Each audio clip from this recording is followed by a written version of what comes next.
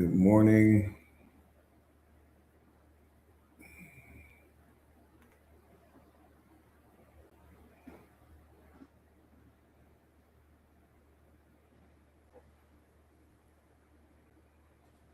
Good morning. Excuse me. Good morning. Good morning. Good morning. What's up, Joe?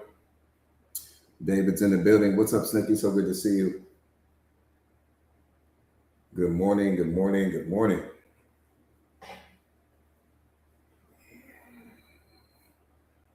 Beauty P, what's going on? Good morning. Zai, good morning. Good morning, beloved. So good to see you. Katrina, good morning. Oh, you received a alert? That's good because they normally don't send them out. So if you received an alert, message, anything, that is great. Good morning to you all. Good morning. Good morning. Good morning. What's up? What's up? What's up?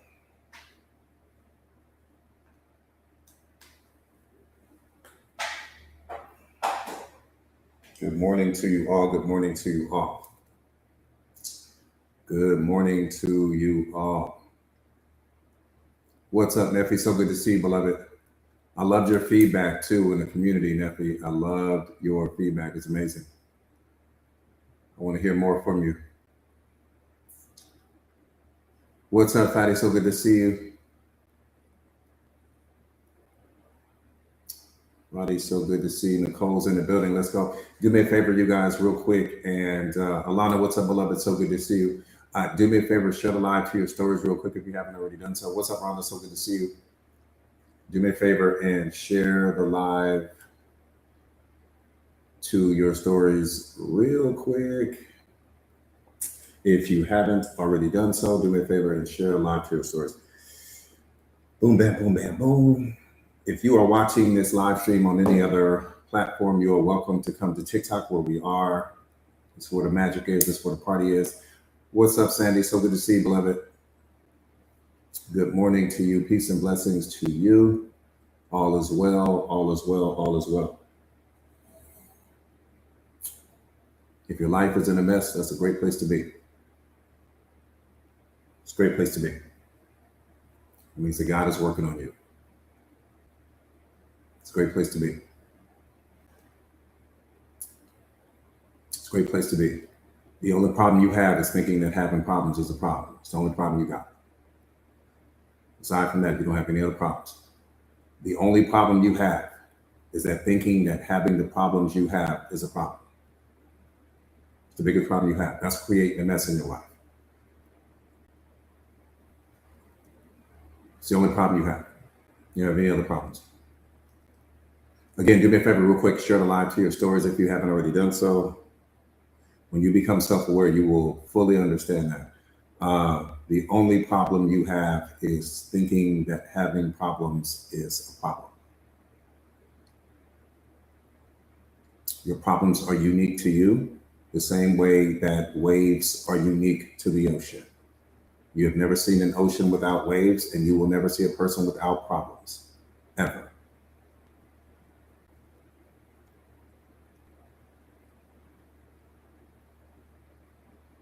So good to see Essence. What's up, beloved?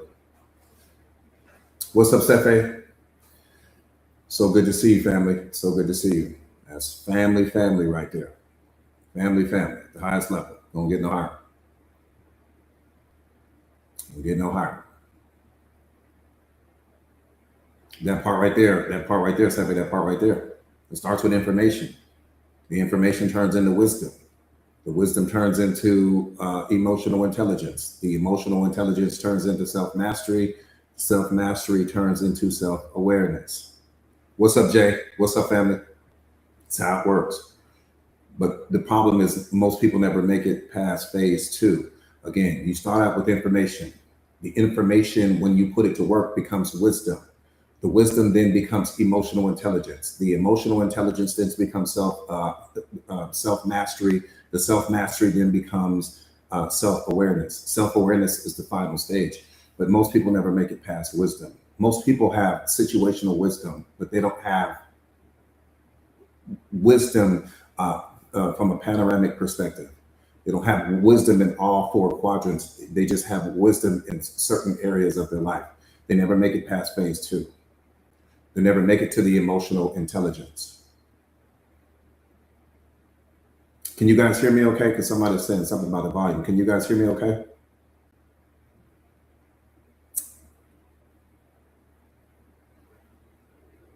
Okay. What's up, Rika? So good to see you, beloved. What's up, Moni? So good to see you, beloved. Okay. I just wanted to make sure. I got to make sure the family can hear. Okay. What's up, Ann? So good to see you, beloved. Give Sky a big hug for me.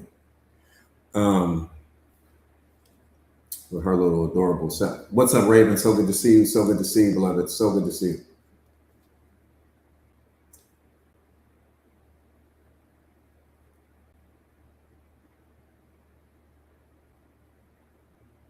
Cat lovers in the building. Country Onion is in the building.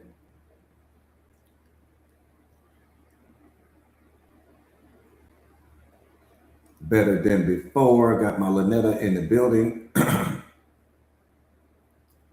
Oh, you're so welcome. You're so welcome. You're so welcome. Got soldiers in the building. Oh, the volume is on your side. Okay. Okay. Unbothered. I see you. Strapped in, strapped in, strapped in. Okay. We got some mountains to climb. Might want to. Got it. Got it. What's up, Spartan? So good to see you, family. So good to see you. So good to see you, family. So good to see you. I always love it when you're in the building. Always love it. Always love it. Always love it. Always love it.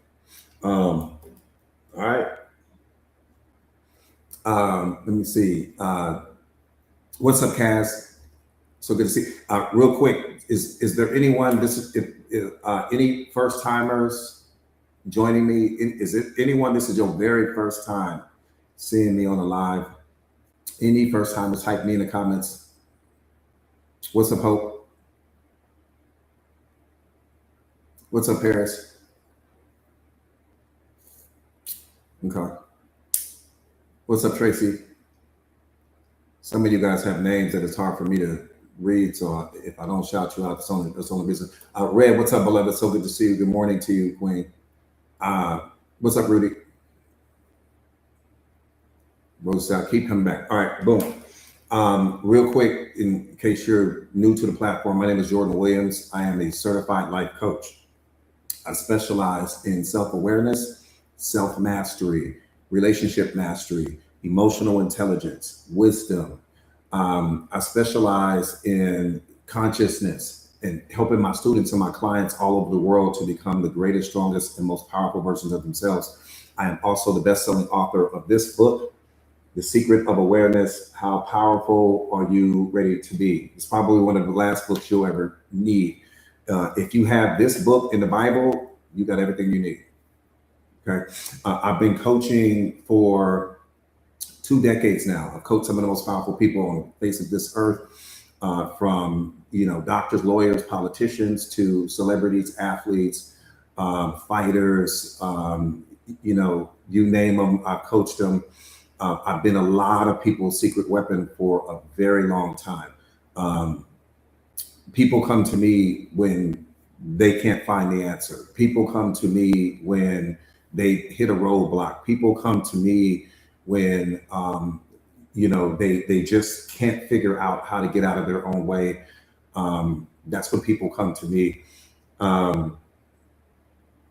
Alignment is where all of your problems come from.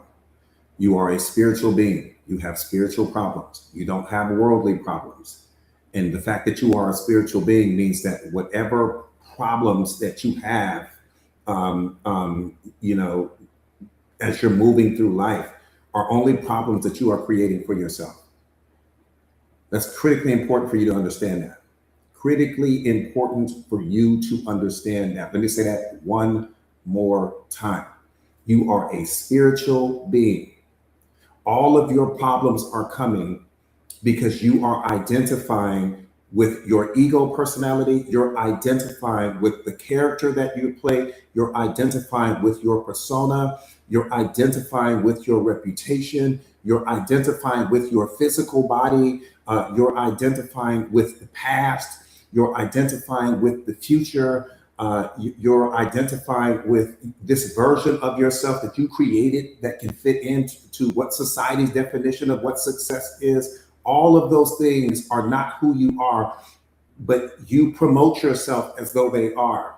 And so, because you believe that that's who you are, anytime that those things are attacked, anytime that something is out of alignment with what you think should be happening, anytime that someone doesn't live up to your expectation that you have placed on them and the psychological contracts that you place on other people, anytime that something is out of alignment with that, you punish yourself.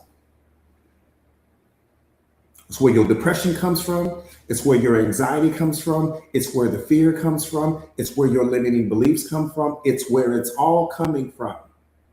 You are the problem in your life. Newsflash. You are the problem in your life. Newsflash. You are the only problem in your life. And the day that you learn how to get out of your own way, and when you learn how to dance with life through self-awareness, stop placing all of these expectations on people. It's not why you're here.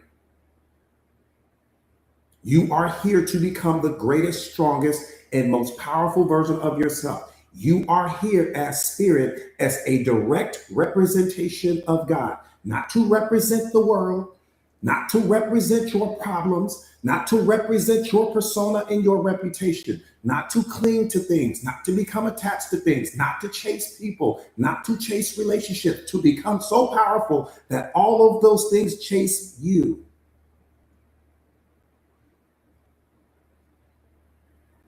That's why you're here.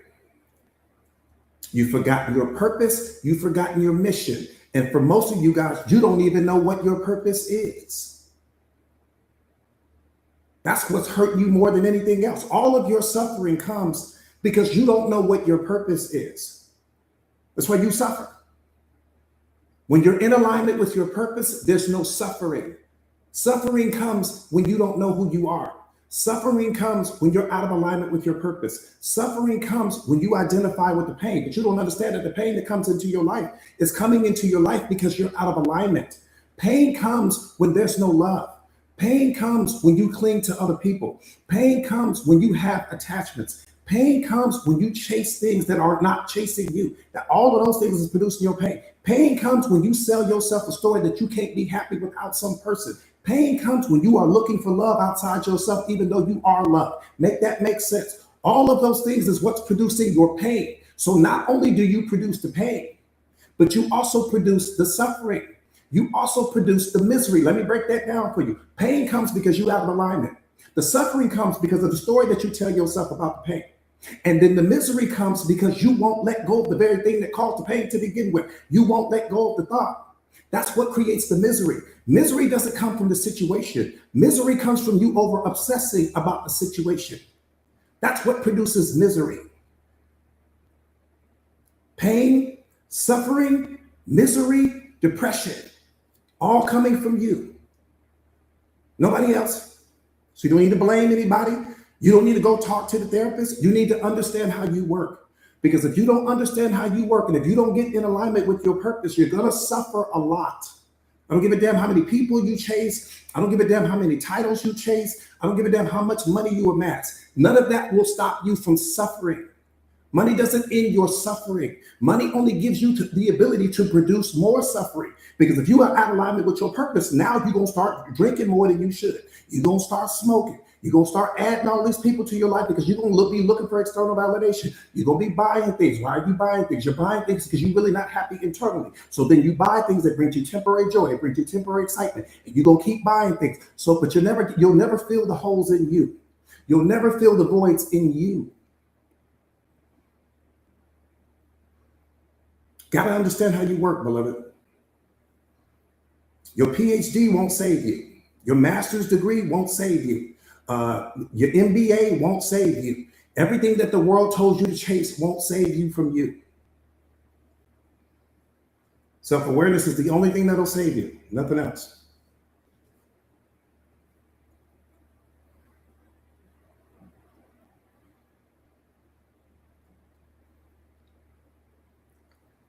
Nothing else.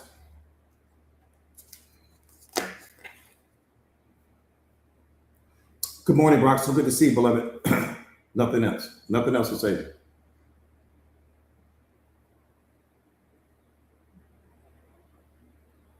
All right, let's get busy getting busy. That part right there, T-Bands. Again, it's you. It's you versus you. You don't understand. You're not going up against the world. You're going up against yourself. The problem is that you've been going up against the world. You're going up against the wrong thing. That's what we don't understand. All of your outer enemies are a reflection of your inner enemies.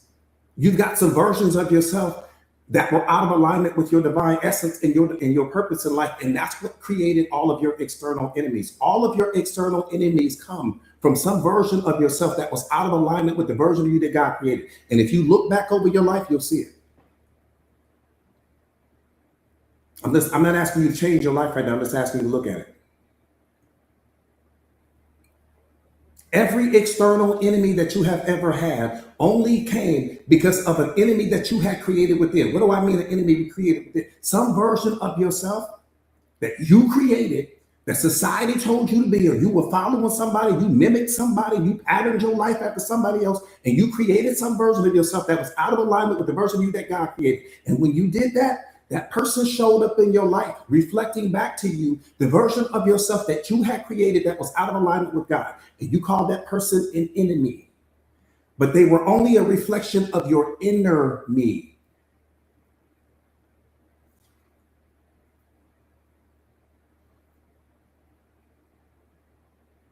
Just look at it. You'll see it.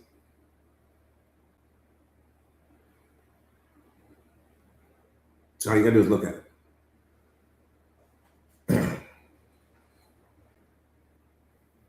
When you're operating in alignment with in your purpose, you'll never have a single enemy in your life. You only have enemies because all of those people are reflecting back to you a version of yourself that's out of alignment with who you really are. That's why you have enemies. Whether you was a stripper, whether you was a jack boy, whether you was out in the street, whether you joined some gang, all of those things are out of alignment with who you are. You were selling something you ain't had no business selling. You was doing something you ain't had no business doing, and you created because you needed money. You was broke at the time. So you created some version of yourself that was out of alignment with the version of you that God created, and all the problems came from that version of you that you created. But you never saw that as the problem. And the reason why you never saw that as the problem is because you lacked the self-awareness to understand it. That's how those people came into your life. All of the negative energy comes from who you pretend to be.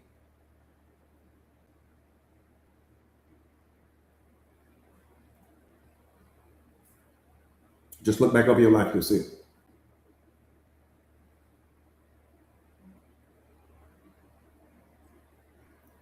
All you gotta do is look at your life. You'll see it.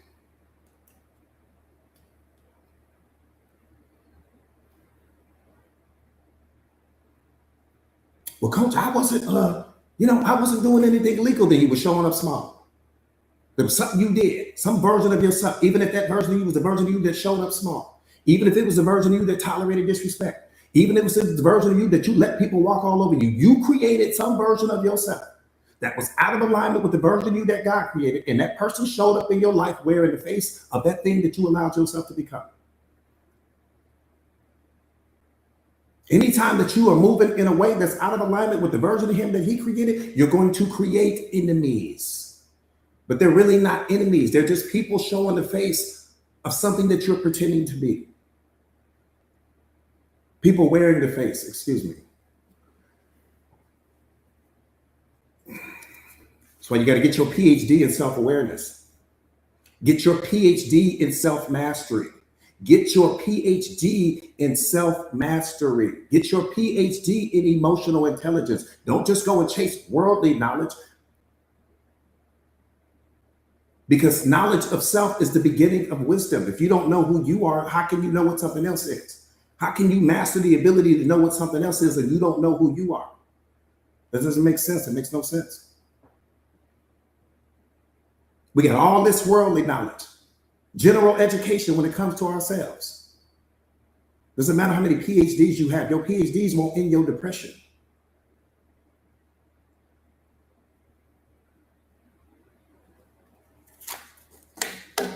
why they don't teach self-awareness anywhere, because they don't want you to know who you are. Bottom line, never wanted you to know who you are.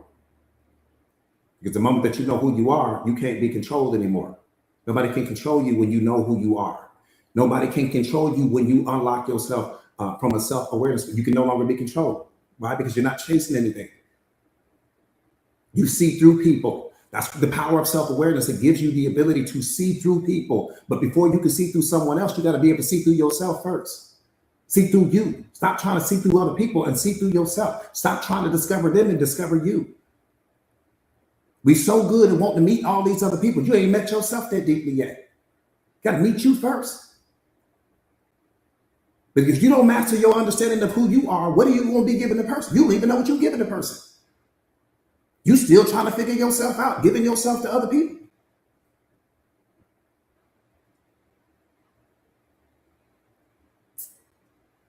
You got to understand how powerful you are. You're the baddest thing on the planet, man. I said you're the baddest thing because God gave us one model. He gave us one model called you. How are you taking care of the model? Have you mastered your understanding of the model? Do you know what the model is capable of? You know what that refrigerator in your house can do. You know what that washer and dryer in your house can do. You know what that TV in your house can do. You know what that cell phone in your hand can do. But do you know what you can do? Because if you don't know that, you don't know anything.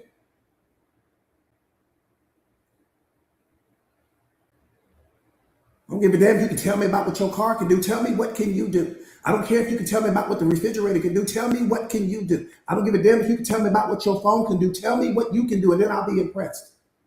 If I want to find out about your phone, I'll talk to Steve Jobs. If I want to find out about your car, I'll talk to Chevy. If I want to find out about your car, your refrigerator, I'll talk to General Electric. I wanted to find out about who are you?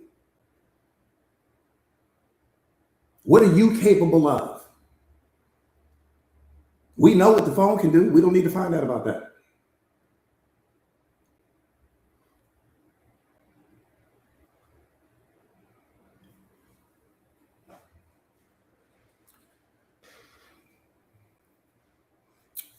Boss Marie, what's going on? What's going on? What's going on? Yes, people don't know their purpose, beloved, and that's the problem. That's why there's so much suffering in the world. There's suffering in the world because people don't know their purpose. And the moment you understand your purpose, you're going to realize there's actually no problems in the world at all. You think there's problems in the world right now. And it's when you are out of alignment with self-awareness, when you are out of alignment with spirit, you think there's problems in the world. Like, oh, look at all this stuff going on in the world. All that's coming from your programming and conditioning. You focus on things that you don't have the power to control. This is why God is saying, focus on where I sent you here. Let me deal with all the other stuff. You don't need to get caught up in what's going on with it in politics. You don't need to get caught on what's going on with all this Epstein stuff. You don't need to get caught up with what's going on with all that's a distraction. And it's going to stop you from becoming the most powerful version of yourself. You're giving all this energy and attention into things that you won't be able to change. You can't change none of it, but you can change yourself. And you can change yourself to become so powerful that you impact nations. That's what God created you for, to impact nations, to lead your generation, to turn your life into something that becomes so powerful that you influence every single person that's around you. That's how you change the world. You ain't gonna change the world sitting here and talking about what's going on in other people's lives. You're not gonna change the world that way. The only thing you're gonna do is keep yourself stuck exactly where you are right now. All of your time, focus, energy, and attention needs to be 100% centered on who you are becoming. Let God deal with everything else. That's why He's trying to let you know. Let me deal with the rest. I'm dealing with all of that. You don't know what I'm doing in them people's lives. You don't know how I'm working. You don't know what I'm moving. I don't need your thoughts over here. I need your thoughts centered on what you're doing with your life. Let me deal with everything else. When I need your help, I'll come and find you. It's how He moves. When you become self-aware, you understand that. When He needs your help, He know where to find you. So all that thinking you doing, talking about what's going on in everybody else's life, you need to be focused on what's going on in your own. And have you transformed yourself into the most powerful version of you? Because that's the first thing He's going to ask you. If you haven't become what I created you to be, stop focusing on these people and get to work on what I created you to be. I'm going to deal with that. Haven't I been dealing with it in the past? Yes or no? Have I not been dealing with all the problems in the past? Yes or no? That's why you still here, because I'm taking care of the problems. I need you to take care of you.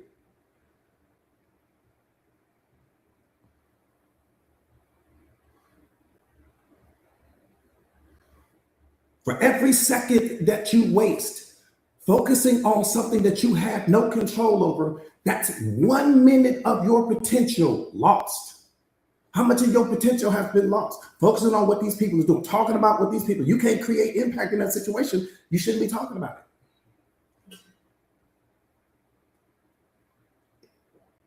it. I'm just being real. Do me a favor real quick, you guys, share the live to your stories if you haven't already done so. I'm telling y'all, we didn't lost sight of what we here for. You got to understand, you in a synergistic relationship right now. You are a co-creator of this planet right now.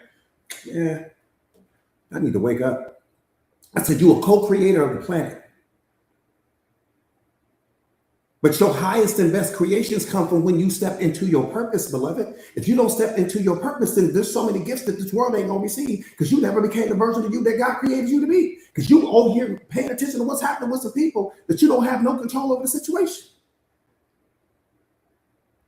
I'm in my purpose right now. I don't give a damn about what's going on in the world. I'm in my purpose right now.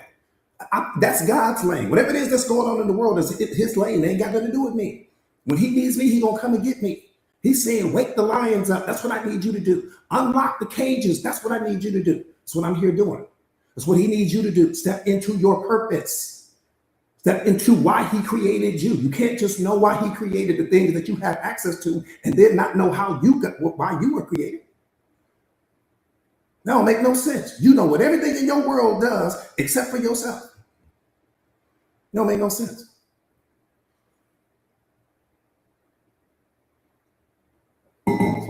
Why is that important?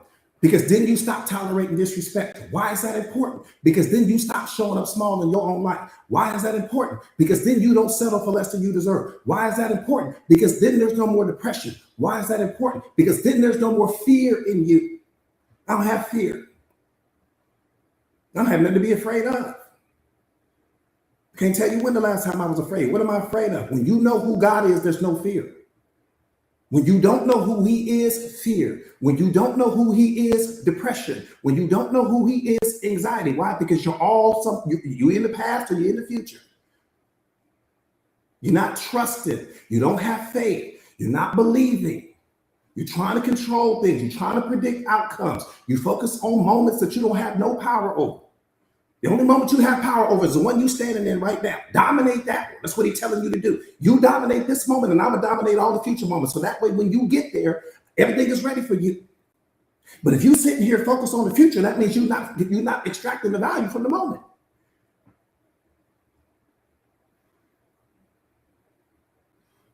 Yeah, so you complicate the hell out your life.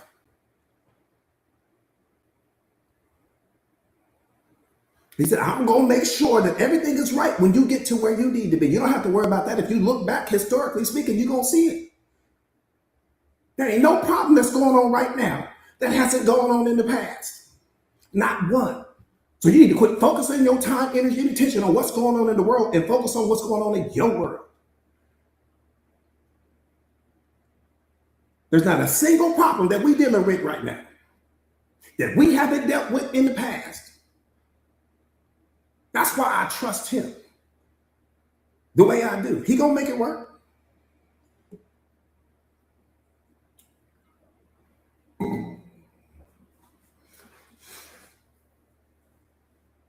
Guaranteed. I guarantee it.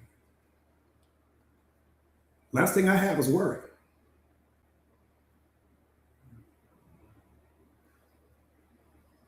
Worry means see, what we don't understand, you got to understand how powerful you are. You don't understand how powerful you are, then we're going to have all kinds of problems. Jazz, what's up, beloved?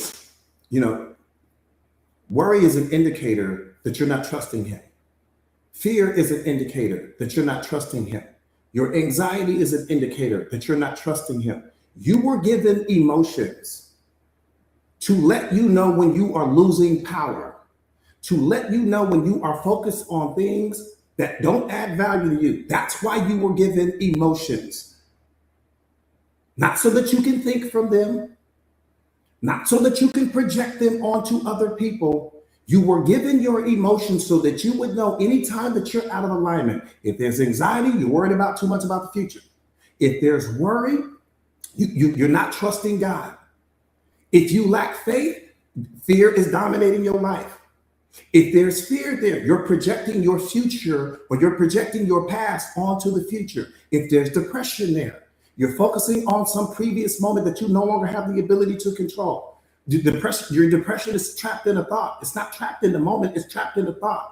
But you keep reactivating that thought. You keep reactivating the memory trace from that thought, and you continue to project that onto the moment. You can experience your depression in the moment, but your depression is not a part of the moment. Your depression is a part of some thought that you had, some experience that you had that you won't let go of. You're attached to something, you're clinging to something that you won't let go of. That's producing your depression. You're trapped in a memory trace, right? And it's important for you to understand that. And so when you're having all of these negative emotions, all of your emotions are coming to let you know when you're out of alignment with the truth, when you're out of alignment with reality, when you're out of alignment with your highest and best self. They're the check engine lights to the car that is you. When you think about your car has check engine lights for a reason. Why? Because the check engine light is not the problem. The check engine light is letting you know that you're going to have a future problem if you don't get something taken care of. And that's exactly how your emotions work. They are the check engine lights to who you are. When they show up, you put yourself in pause. You got to check your thinking immediately, which is why self-observation is so important. Because now I've got to do a self-critical analysis to see, what am I thinking about? What am I focused on? Where am I losing power? You're losing power in the moment. You're not here. You're somewhere else. Physically, you're here, but mentally, you're somewhere else. And energy flows where your attention goes. So wherever you're placing your attention, that's where your energy is going. So your energy is not in the moment. Your energy is going out into the future, and that's what's hurting you.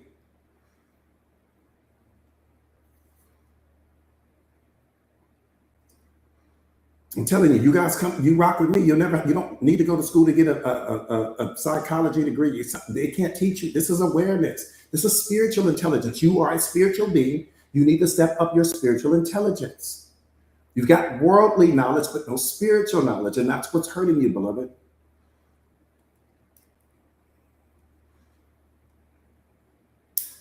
I've seen somebody say something about a narcissist. Let's get into this live real quick, though.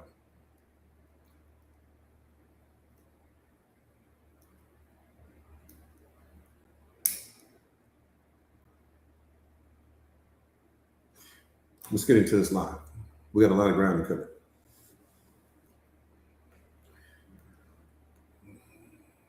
You're welcome, Fly. You're welcome. You're welcome. Listen to what I'm trying to say. You were wired for success. That's all I'm trying to tell you. You were wired for success.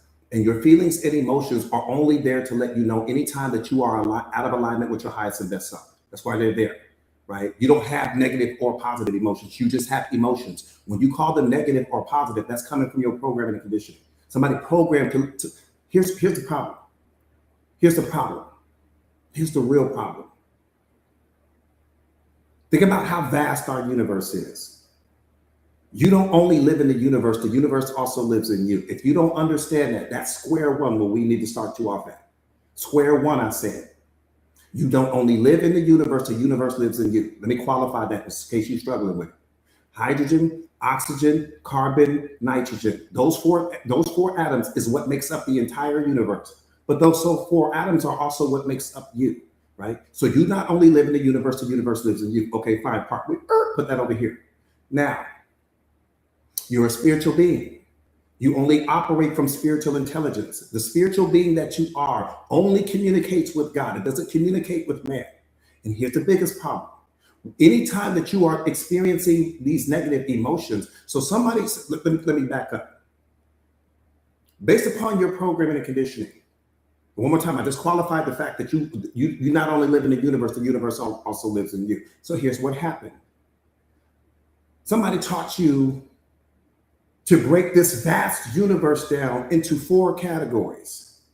That's a category 5 problem.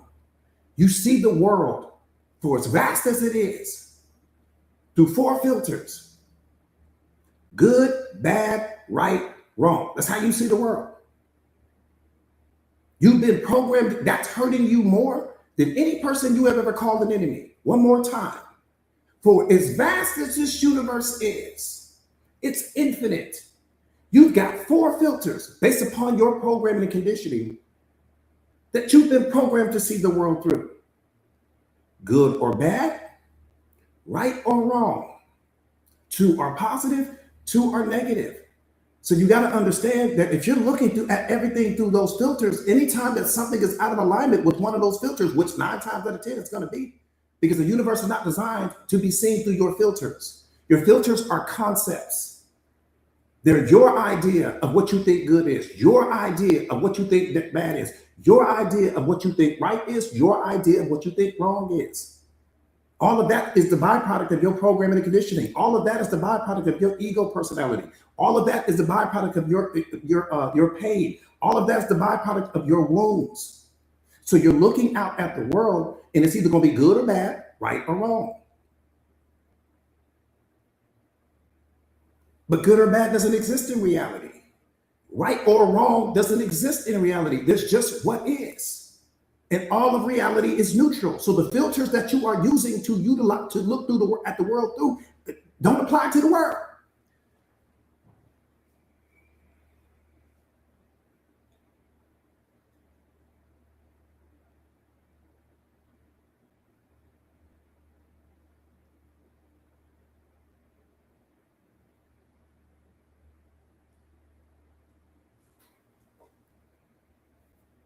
You ain't heard none of what I just said. You didn't hear any of what I just said. You couldn't have. You didn't hear any of what I just said. Come on, Cephei, we got to teach them, family. Listen. Listen. If you're in LA, you've been in LA your whole life. You ain't never moved out of LA in your life. You've been living in LA your whole life. And let's say I walk up and I give you a map of Chicago. The map of Chicago, yeah, it's a map, but it's not going to take you anywhere. It's not going to take you anywhere. The map applies somewhere else, but it's not going to take you anywhere. It's not going to take you where you're trying to go. Same thing applies to your life. You're looking at reality with filters and through filters that doesn't exist in reality, that only exists in your mind. So how can you get to the right place if you're utilizing the wrong filters? I'm just asking. I'm not asking you to change your life right now. I'm just asking you to listen with your spiritual mind and not through your wounds. Listen with your spiritual mind and not with your worldly knowledge. Because if you're listening with your worldly knowledge, you won't hear me. Think about what I'm saying to you. You got good or bad, right or wrong. Wonderful. Let's put that over here. But good or bad doesn't exist in reality. Good or bad comes from your perception of the situation. Good or bad comes from the story you tell yourself about the situation. That's where good or bad comes from. And all of that comes from your past trauma. All of that comes from your childhood wounds. All of that comes from your programming and conditioning. All of that comes from the experiences that you've had leading up to this moment. So how can you get to the right place if you're applying the wrong filters to get you there?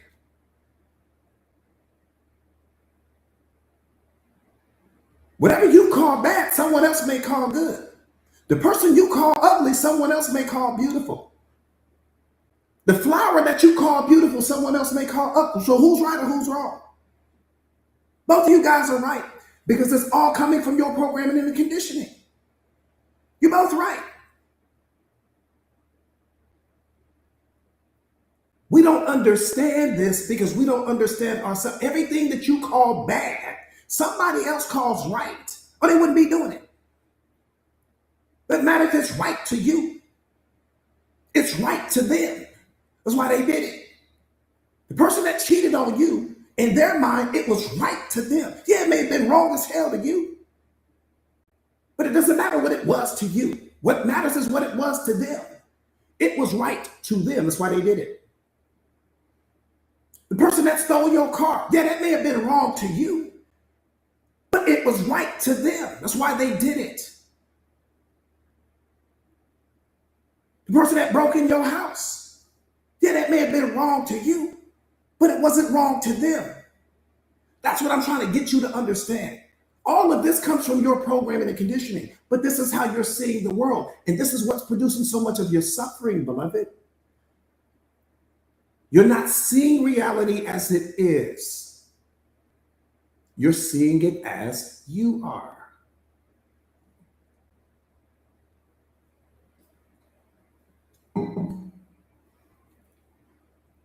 That's all I'm saying.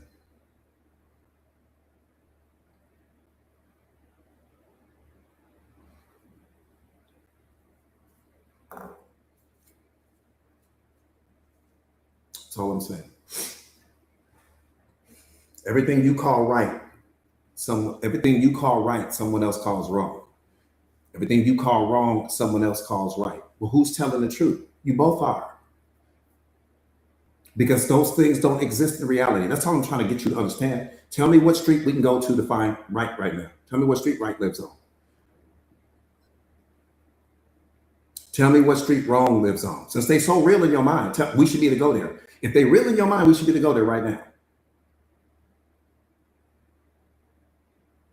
Turn the heads. You said you get it, beloved? If they real in your mind, we should be to go there right now. Just tell me what street they live on. Tell me what street does depression live on. Let's go there right now and have a conversation with it. All of these things is the byproduct of your programming and conditioning. All of these things are the byproduct of the way you were programmed to see the world. That's what's hurting you. That's why self-awareness is so important. Because what does that mean? That means that I don't need a filter. I need to drop my filters. I don't need to see the world as I am. I need to see the world as it is. I don't want to see the world the way God sees it. It's all neutral. He gives you the power to create the story. He gives you the power to attach meaning. He gives you the power to create the perception. It's all coming from you. So all of the suffering in your life is coming from Y-O-U. It's not coming from reality. Nothing in reality comes with a built-in definition. Tell me one thing in reality that comes with a built-in definition. I'll give you 50 years to tell me. Tell me one thing in reality where we all have a universal definition of that thing. I'll give you 50 years. We don't even have a universal definition when it comes to God. He's the most powerful thing on the planet. That should be the biggest qualifier in the world for you. We don't have a universal definition for the creator of everything. You got a million different definitions of who he is. Now tell me I'm lying. Some people say it's a he. Some people say she. Some people say it. This religion calls him this. This religion over here calls him that. We got a million different definitions of what Jesus is. We don't have one universal definition for anything. Why? Because reality, I'm just qualifying my point. And you can say about religion, so let's not go there. What I'm trying to get you to understand is that everything in reality is neutral. Nothing comes with a built-in definition. Your definition is what hurts you. Your story that you create about the situation is what hurts you. The meaning that you attach to what's happening in your life is what hurts you. And that's what God is trying to teach you. Stop focusing on what's happening outside of you and master the one that's applying the definition. Master the one that creates the story. Master the one that attaches meaning to every single thing that you see. And then you win the game called life.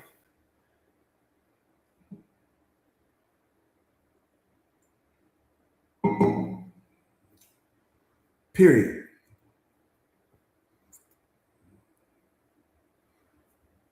Period. You don't need to be mad at anything outside of you because nothing outside of you creates your problems. You don't need to be mad at the person that walked out of your life because the person that walked out of your life doesn't create your feelings. You don't need to be mad at the person that broke in your car because the person that broke in your car didn't create the way you feel. All of these things come because of the stories that you tell yourself, because of the meaning that you apply to the situation, because of those 4 filters that I just told you about that you've been looking at the world through. All of that's coming from you. In reality, there's just what is. There's what is, and then there's what you want it to be. And every time you suffer, it's because you create a story in your mind about how you think things should be that's out of alignment with reality.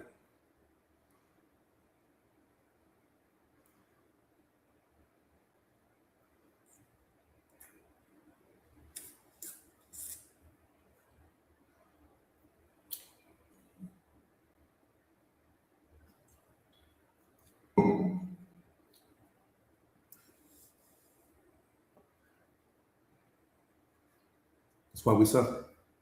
We suffer because we don't know who we are. Bottom line. All right, let's get busy getting busy. Let's get busy getting busy. Do me a favor real quick, share the live to your stories. If you haven't already done so, please share the live to your stories. Paulina, what's up, beloved? So good to see you. Share the live to your stories. Yeah, it is a tragedy. That's the biggest tragedy. The tragedy is not the person you lost. The tragedy is you not knowing who you are. That's the whole tragedy. That's why God sent you here. He sent you here to discover who you are. You're in a master class right now. Some of you guys are getting D's and F's. I'm gonna just keep it 1,000 with you. You in a master class right now. Who's the master class? It's his master class. Some of you guys are getting D's and F's. You chasing the very thing that he didn't bless you with. You complaining about the stuff that you prayed for at one point in time. You've gotten desensitized to your entire life. That's the tragedy. The fact that you desensitized to your own life. Because if you desensitize to your own life, that could also mean that you desensitize to your own greatness. This is why we accept less than we deserve. You desensitize to your own life, and you desensitize to your own life. Why would you think somebody else wouldn't be? Make it make sense. You bored with your own life, what you think the next person gonna be? You've been with you your whole life. So if you don't like your life, what you think I'm gonna be? I ain't gonna like it. I don't like it because you don't like it. I'm gonna always be a reflection of what you don't like in your life. And I'm gonna always be a reflection of what you love in your life. It's all predicated on the energy. I'm gonna show up wearing the face of what you don't love. They abandoned me because you had already abandoned yourself. They were just wearing the face of your abandonment. They disrespected me because you constantly disrespect yourself. They were just wearing the face of the disrespect that you have for yourself. You have a low self-concept. You have low self-esteem. You don't have a lot of love for yourself. And that person came up wearing the face of that. They weren't loyal to me. You constantly walking away from yourself. You don't keep your word to yourself. Of course, they're not loyal to you. You're not loyal to you either. But you don't say anything about all the times that you're not loyal to yourself. What about all the times you said you was going to go to the gym? What about all those New Year's resolutions you had that you didn't fulfill any of them? Yeah, you might have started out on the right path, but you ended up quitting at some point in time. People walk up wearing the face of your weaknesses. They walk up wearing the face of your abandonment. They walk up wearing the face of every time you don't show up for yourself. They walk up wearing the face of all of the times when you don't love yourself. In that version of yourself, in your self-talk, when you get down on yourself. All that doubt that you have, all that fear that you have, the moment when you lack belief, people walk up wearing the face of that. That's what God is trying to let you know. I don't send people in your life to hurt you. I send people in your life to reflect you.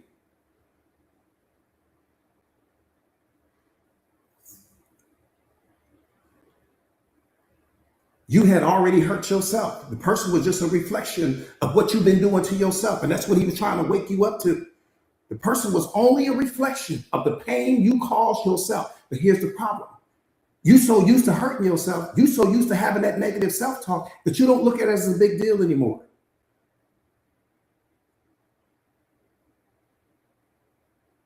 I can promise you right now, 9 out of 10 people, if you were to look at whoever that person is in your life that said the worst thing that they have ever said to you, if you could really take the time to look at what that person has said, I promise you, 9 out of 10 people on this app, you've said way worse to yourself. But we don't want to look at that. That's a little bit too much truth right there. We don't want to look at that. We don't want to hear from other people, but we're listening to ourselves talk like that to us all day long.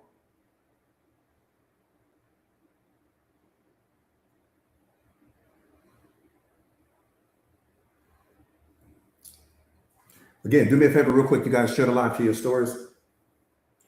If you haven't already done so, share the live to your stories. If you haven't already done so, please. Thank you, thank you, thank you. I'm telling you, you guys, people walk. That's the whole point. That's what the law of mirrors is all about. You got to understand that. That's what self-awareness is teaching you. People are just wearing the face of your weaknesses. They are wearing the face of your wounds. They are wearing the face of all of the times when you don't show up for yourself. They are wearing the face of all of the times that you settle for things that you shouldn't be settling for. People are always wearing the face of your greatest weaknesses until you become the most powerful version of yourself. When you become the most powerful version of yourself, people will only reflect where you're strong. They will no longer reflect where you're weak because you've healed your weaknesses. You've healed all of those versions of yourself.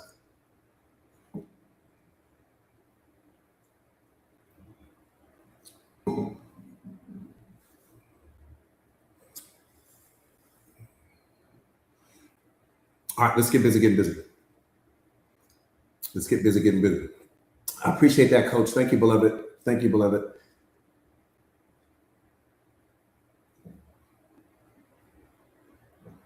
All right, let's get busy getting busy. We got a lot of ground to cover, a lot of ground to cover, a lot of ground to cover. We ain't even got started yet. None of that was about the live. None of what I said was about the live. None of it. Not a single word. I appreciate that, Coach. I appreciate that, family. None of that was about the live. We getting ready to get busy right now, though. Yeah, we're getting ready to get busy right now. Yeah, that was just the appetizers. That's all it was. We just was warming up the Chevy. That's it. All right, boom, let's go.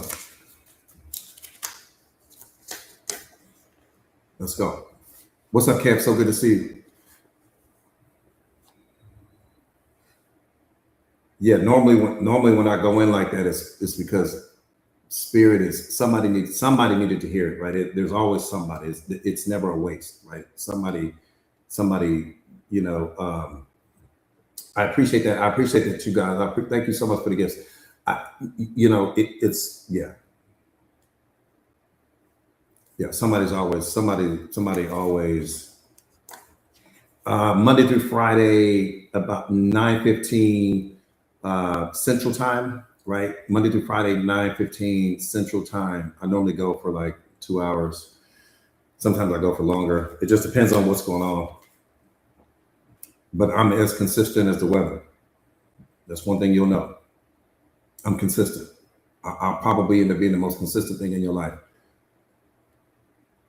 I'm consistent.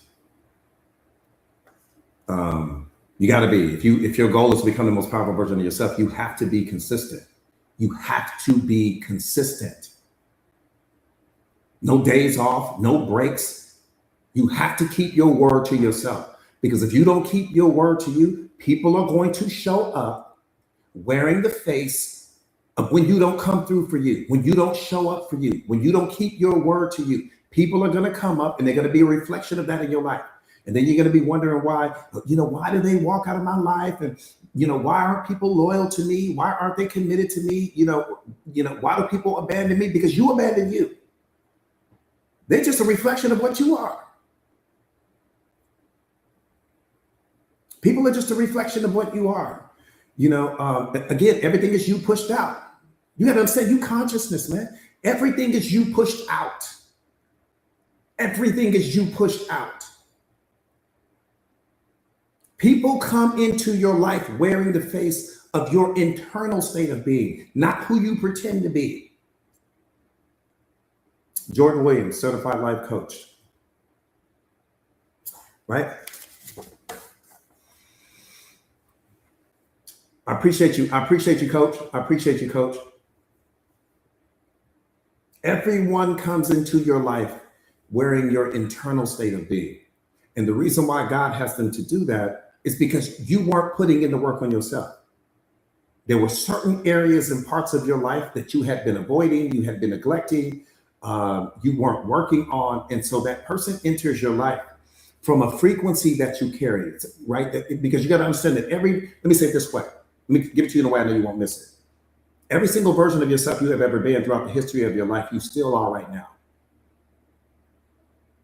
That's the most important thing I could ever tell you. I said every single version of yourself that you have ever been throughout the history of your life, and every version of yourself you will ever be throughout the history of your life, you are in possession of right now. Let me qualify that in case you're struggling with it. Think about an alcoholic. Let's say that the alcoholic hasn't had a drink in 5 years. The alcoholic's been great. Hasn't had a drink in 5 years. Hasn't even had a desire to have a drink in the last 5 years. But the therapist for that alcoholic is going to tell you this: don't take them to that bar. Well, wait a minute. That doesn't make sense. If the person hasn't had a drink in 5 years, and if they're cured, then why can't they go to the bar? They can't go to the bar because the version of them that used to be the alcoholic still exists right now. That version of them can be triggered. They evolved from that version of themselves. They transcended that version of themselves, but they did not leave that version of themselves. They're just no longer identifying with that version of themselves, but that version of themselves still exists. Hasn't gone anywhere. Because you have to understand that every experience that we have leaves an imprint on our brains. That imprint will never be lifted. Now, you don't have to identify with that anymore. You may never identify with that, but it's still there. And so you don't take that alcoholic to the bar, not because they're a bad person, but because it has the ability to trigger a version of them that they once used to be. Same thing with your anger. Some of you guys have anger issues. And let's say you've been going to church and you've been evolving and you've been studying self-awareness and you've been coming to mass, all of these wonderful things. You haven't gotten upset in years. But if the right situation and if the right circumstances happens to you, that version of you that has that temper will be triggered and she will emerge. Doesn't mean that you didn't evolve. Doesn't mean that you didn't transform. It doesn't mean that you didn't put in the work. What that means is that that version of you is still there. You've transcended her. You've transcended him. You no longer identify as the person that carries the anger because maybe you've learned some tools or some tips to help you deal with that. Let the right person set you off. Let the right situation or circumstance happen to you. Boom, here she comes. People don't change. We don't evolve. We transform. We transform into more enlightened versions of ourselves. And when you transform into a more enlightened version of yourself, you just no longer identify with that version of you, but that's a choice. But that doesn't mean that the version of you doesn't exist anymore. That person is still there. You just no longer identify with that person. But if the right situation pops off, and if the person puts the right amount of pressure on you, boom, here they come. Same thing with the alcoholic. And this is what I love about it.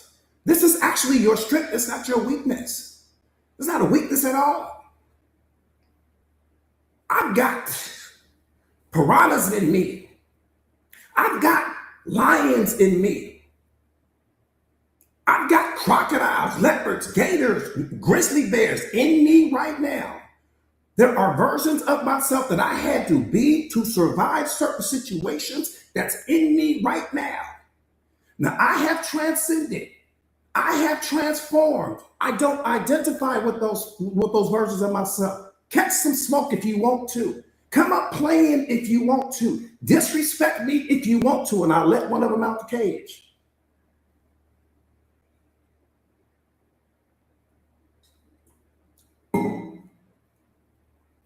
Period. I got the keys to all of the cages. I keep them locked.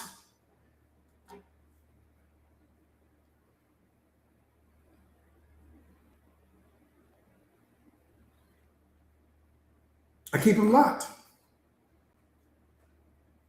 Keep the cages locked. But I got the key.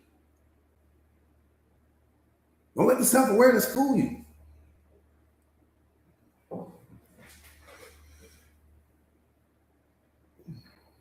And all of you guys are no different. You all have some version of yourself that maybe you don't. You doing everything you can to transcend that and to evolve that. You growing, you maturing, you evolving, you healing, you all of those things. But every version of yourself. My point in saying all of that is that every version of yourself that you have ever had to be, you still are right now. You just don't identify with those versions of yourself. Okay, that's the defensive side of it. But on the offensive side of it, every version of yourself that you have the potential to become, you are in possession of right now. You can't experience them yet because they haven't become unlocked yet. How do they become unlocked? They become unlocked when you expand your consciousness. They become unlocked because of different people that come into your life. I might be one of those people for you. They become unlocked through different experiences that you have. Every single person that enters your life unlocks a version of you that you didn't have access to prior to that person coming into your life. Information changes situations. Why? Because it changes the arrangement of your mind. Once it changes the arrangement of your mind, that changes the way you think. It changes the way you believe. It changes the way you show up, right? So whether that's self-awareness you add, whether that's emotional intelligence, whether that's relationship mastery, all of those things are changing the arrangement of your mind. But the original version of you that you were in the beginning, you still are.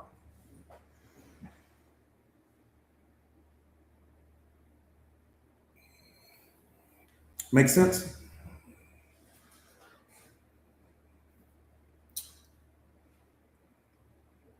All right, boom, let's get busy getting busy. All right, we got work to do. We ain't even got to the live yet. We need to get into the live. We need to get into the live. Live is going to be over. I'm going to just be getting into it. Live is just getting over, man. Let's go. Cat lover, I see you. Love you too, love it. All right, boom, let's go.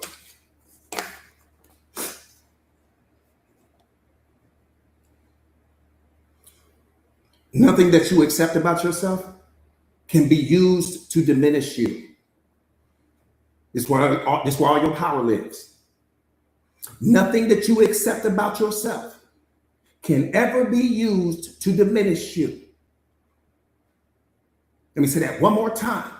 Nothing that you accept about yourself can ever be used to diminish you.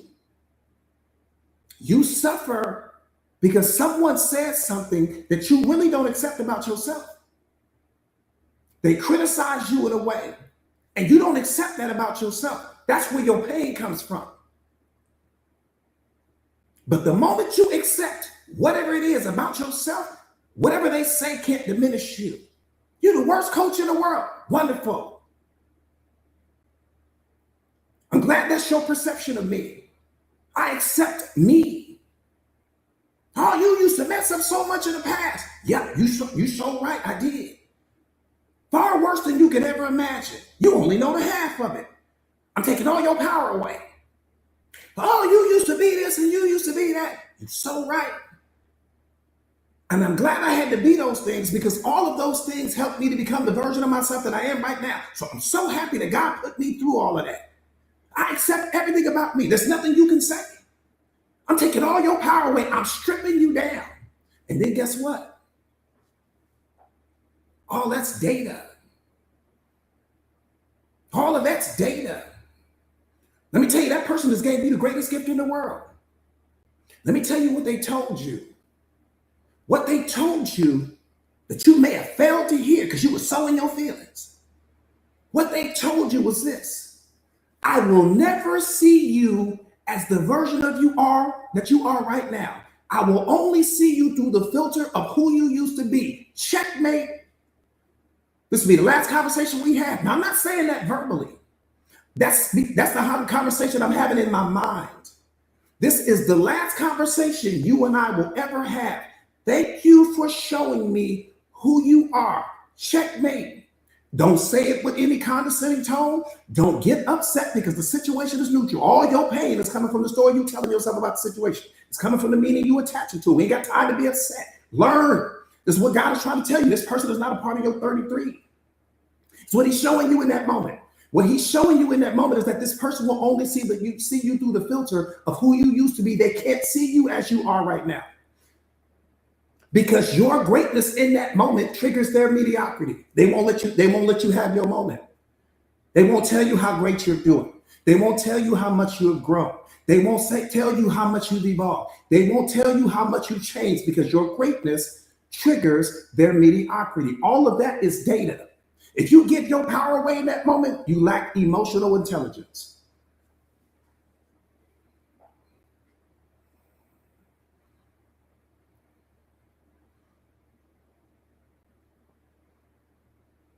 See, some people will see you as you are, and some people can only see you as a version of yourself that you used to be. Your job is to know the difference between the two.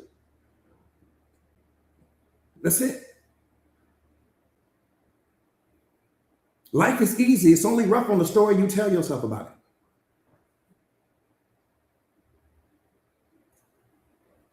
it. Easy as hell. Person just showed you who they are. That's all you needed to know. That was a gift. They gave you a gift right then and there. Person gave you a gift right then and there. They gift wrapped it for you. Tiffany box and everything. That's all you had to pay attention to. What the person was telling you in that moment is, I don't give a damn how much you've achieved. I don't care how much you transcended. I don't care how much you become. I will never see you as the version of yourself that you are right now. I will only see you as who you used to be. I appreciate that gift.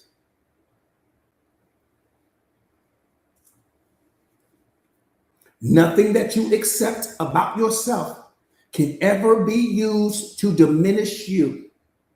Nothing that you accept about yourself can ever be used to diminish you. Coach, you made all these mistakes. Yes, I did. Coach, you failed in the past. Yes, I did. Coach, you was a bad this or a good that. Yes, yes, yes. I accept everything about me. But you can tell me about me that I can't tell myself. I don't need a mirror reflecting back who I used to be. Thank you for letting me know who you are. You got to get all the people in your life that can only reflect who you used to be. Some of you guys, that's why you stuck. And the very person that's sitting there telling you about your life had just as many mistakes as you had, failed at just as many times as you had, showed up small as just as many times as you had. How are we sitting here having a conversation about my life that you don't have to live? See, that's when you lost respect.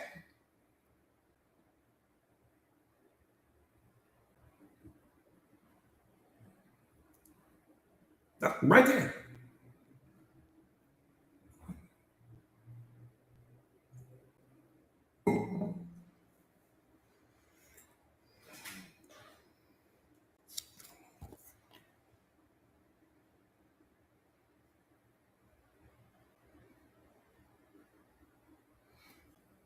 People can only see you through their wounds. They can only see you through their pain. They can only see you through their past traumas. They can only see you through their patterns. It's how people work. Before people, they can only see you based upon what's in their best interest at that time. Before people become self-aware, that's how they're moving through the world. So you don't take things personally.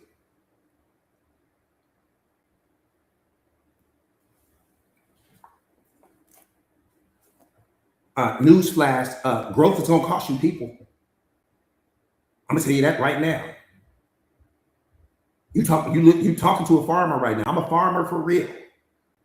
I stopped trying to be what everybody was. I became the farmer in my own life. Growth is going to cost you people. Newsflash. But showing up small in certain situations will cost you yourself.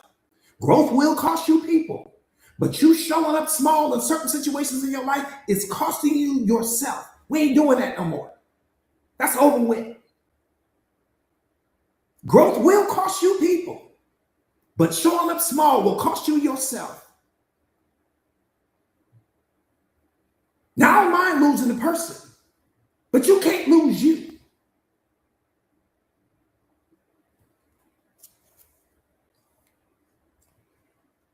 Tolerating verbal abuse is costing you yourself.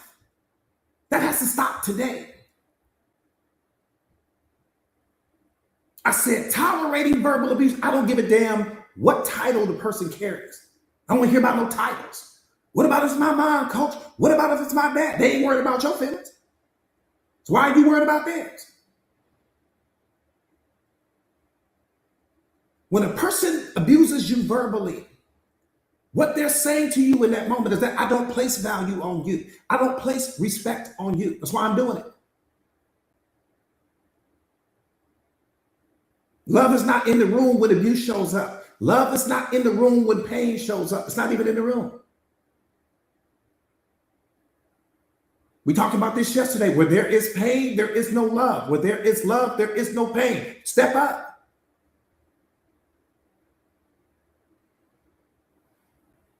Settling for less than you deserve is costing you yourself. Person ain't losing nothing. That has you settling. You settling is costing you yourself. And it may be costing you parts of yourself that we may never get back. Now tell me what human being that God has created. Just help me understand. Tell me one human being that God has created that's worth you losing parts of yourself to hang on to this person. I ain't met a person that fly yet. I done met some fly people. I ain't met one single person that fly. Well, I'm willing to compromise parts of myself to hang on to you. I ain't met a person like that yet.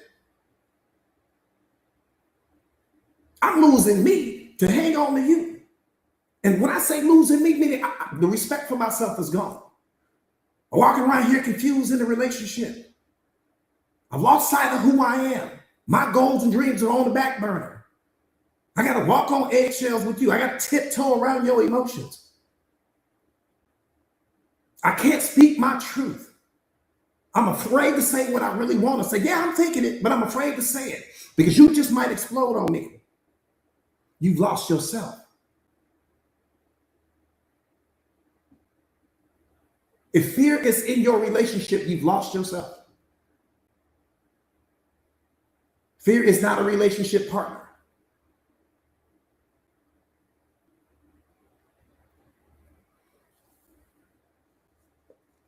What the hell, I'm claiming to love you, but I'm afraid of you at the same time. Make that make sense. I said, make it make sense. I'm claiming to love you, but I'm afraid of you at the same time. That sounds like an attachment to me. That don't even sound like love.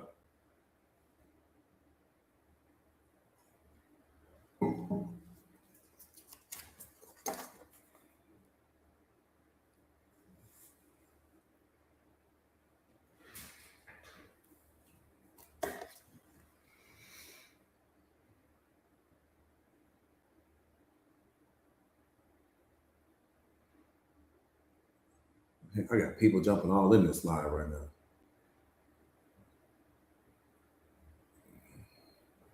I'm going to tell you what's worse. And because you have gotten comfortable losing yourself, you're going to eventually lose the person. I need you to sit with that. I need you, that should hit your whole spirit. I said, because you have gotten comfortable losing yourself, you will eventually end up losing the person. Let me tell you how, in case you're struggling with it. Let me tell you how. Because when that person first met you, they didn't meet no weak version of you. When that person first met you, they met the badass version of you. That's why they wanted you. You was confident, and you was shining, and you had your little stuff going on, had your life going on, had your career going on, and the person was so heavy to get you. Now I want you to look at something. There's who you were when they first met you, and then there's who you became. Two different people. Same body, two different people, two different versions of yourself. Go back to the beginning, damn it. There was who you were in the beginning, this badass person. They blowing up your phone and texting you all the time, calling you all the time, setting up dates, opening doors, flowers, all of that. So there was that version of you. And then there was the version of you that you ultimately ended up becoming. Let's talk about her. She tolerates the disrespect. She tolerates the verbal abuse. She tolerates the walking on eggshells. She tolerates the showing up small. She tolerates the putting her goals. Help me understand here. What we doing here? What we doing here? What we doing here? So the person was attracted. So when I say, because you're comfortable losing yourself, you're going to end up losing the person. What I'm saying to you is that they're no longer going to be attracted to the version of yourself that you ultimately ended up becoming. That's why you lose them, because they fell in love with that version of yourself that you were, not the version of yourself that you became.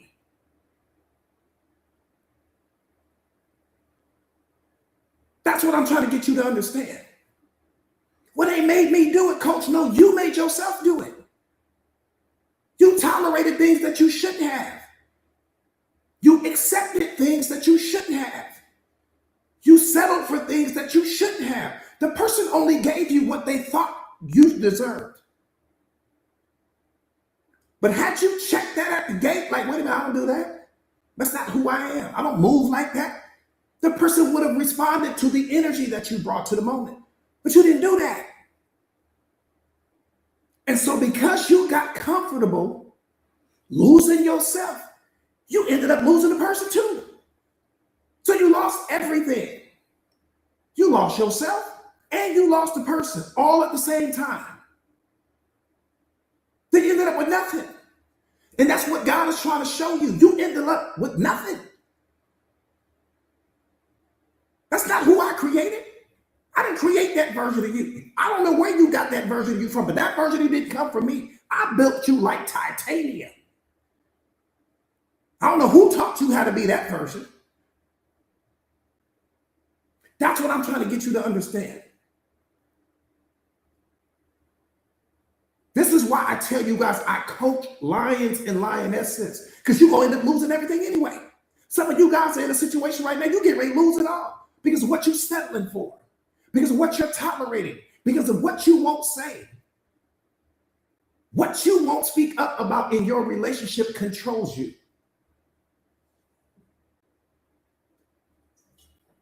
What the hell are you afraid of losing? What you gonna lose? Showing up small? What you losing? The disrespect? What you losing? The settling for less? You ain't losing shit. Person walk out of your life, you ain't losing nothing. You losing yourself by the second. But you're not losing nothing. You can do bad by yourself. You can stress yourself out. You don't need a companion to be stressed out. You don't need a companion to be afraid. I mean, if that's what all you're going to get from the situation, well, you don't need help with that.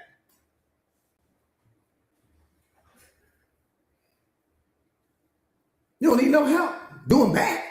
Shit, you don't need company to do bad. You can do bad by yourself.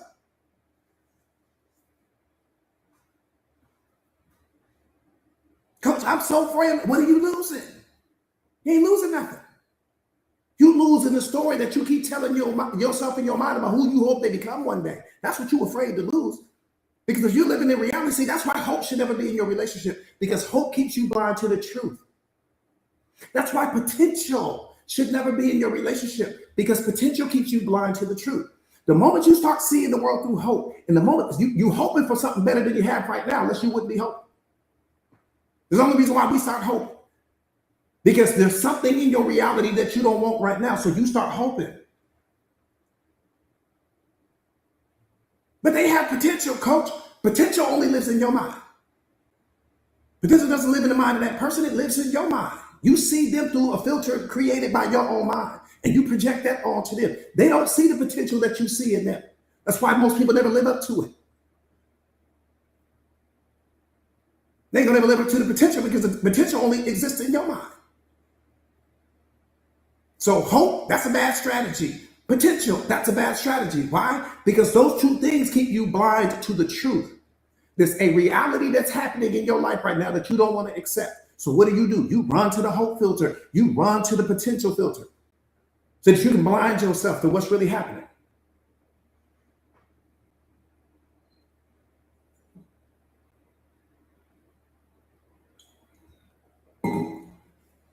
If fear is in your relationship, you're in a bad relationship, period. I don't give a damn what story you tell me about why you stayed. If fear is in your relationship, you are in a bad relationship, period.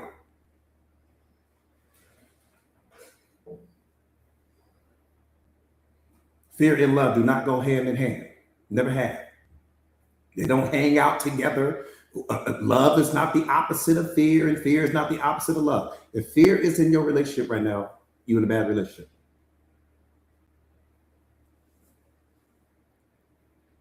Bottom line. I said bottom line. And then put a million more bottom lines behind that bottom line. That part right there, Spartan. That part right there, family. Love has no opposite. Love don't have a single opposite at all. Fear comes from you projecting your yesterdays onto tomorrow. That's what fear comes from. So fear is not the opposite of love. Hate is not the opposite of love. Hate is the byproduct of your programming and conditioning. Somebody programmed you to come into the world with hate. You came into the world as unconditional love. Hate is something that you learned along the way. All of your little prejudices is something that you learned along the way. You came into the world as unconditional love. You picked things up along the way. There ain't no opposite to God. The devil is not even the opposite to God. Let me qualify that in case you're struggling with that. God made the devil. The devil was created by him. So how is the thing that he created? And I don't know anything more powerful outside of God than what we call the devil. So the devil ain't even the opposite of God. Hate is not the opposite of God. Fear is not the opposite of God. What else? Your anxiety is not the opposite of love. None of those things are the opposite of love. Love has no opposite. Has no opposite. And love is what you are. And if love has no opposite, then I can only mean that you have no opposite. That's why you're the only one on the planet. Ain't no opposite to you.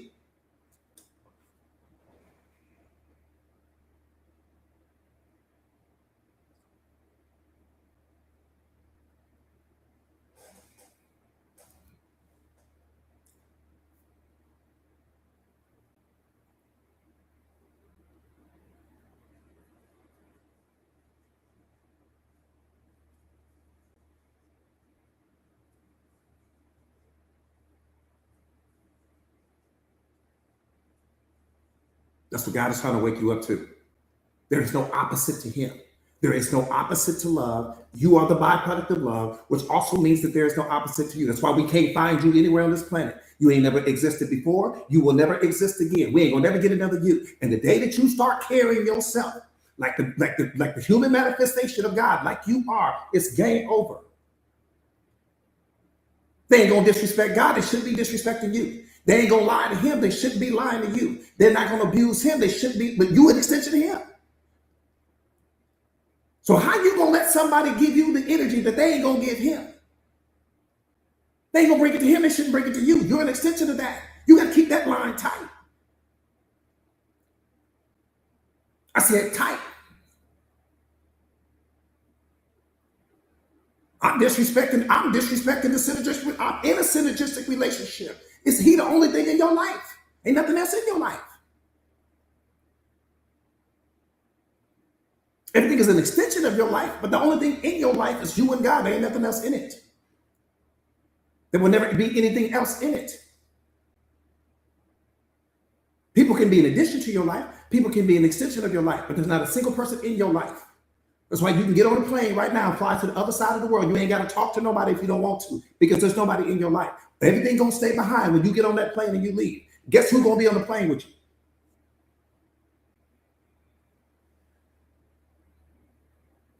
I said, who's gonna be on the plane? It's gonna be you and God. He's the one thing you can't escape. And he's the only thing that you need. And when the moment you start moving through life that way, people see when you stop chasing people, people gonna start chasing you. People chase you. People are not chasing you right now because you're too busy chasing people. The moment you stop chasing people, everybody gonna chase you because everyone wants what is not chasing them.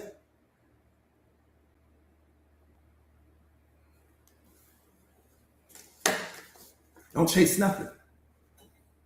My shadow lucky to hang out with me. And I let it know every time I see it, you lucky to be here.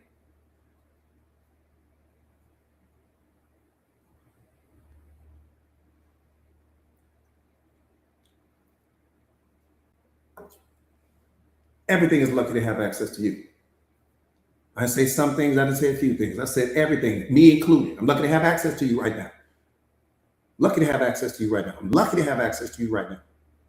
I'm honored to have access to you right now. I'm honored. And I mean that with every fiber in my being. I am honored. You need to, but everybody moving in it, don't just apply that to me. Everybody moving in and out of your life should treat you that same way. I feel honored to have access to you right now. I feel honored to have access to an original copy of God's best and highest creation. I feel honored. I will never disrespect this moment by showing up small. Never. But that filter should be applied to every single person that comes in and out of your life. There should be a single person that's not honored to be there. Because if you're not honored to be here, then that means that how do you really feel?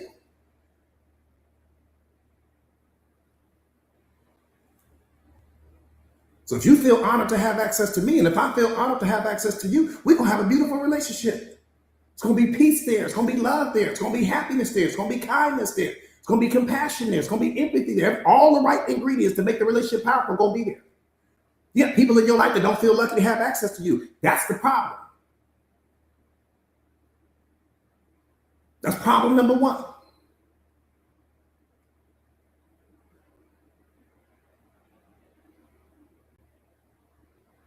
And the reason that happens is because people get desensitized to you, beloved. They get desensitized to you. When you ain't growing, when you're not evolving, you got the same habits, you got the same routine. You wake up every day, you do the same thing. You don't like your life. How they gonna like it and you don't like it?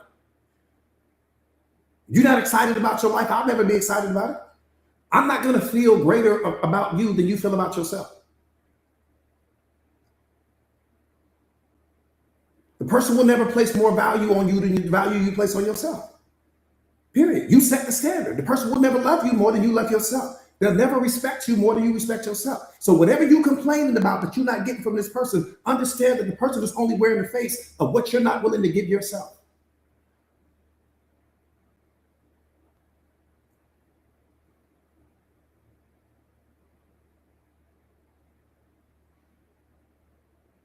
Just understand that. So don't tell me about them. I don't want to hear about them because they're not the problem. They're only wearing the face for the real problem.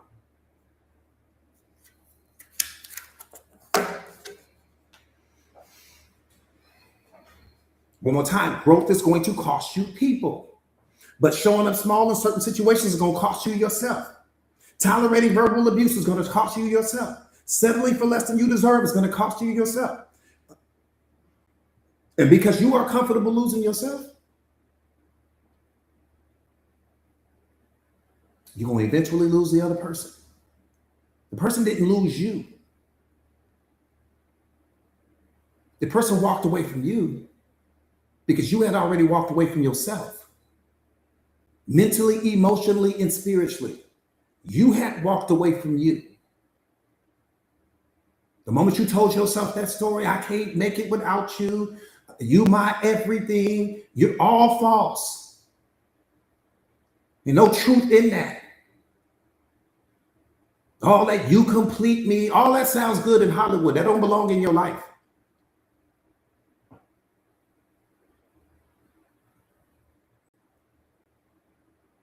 God is the only thing that's completing you. He's the only thing that can complete you. Nothing else completes you. Things are created and designed to unlock us, not to complete us. You already complete. You're already whole. What you talking about? You ain't missing nothing. Everything you think you're missing in life is coming from a story that you keep telling yourself. You're not missing anything. What are you missing?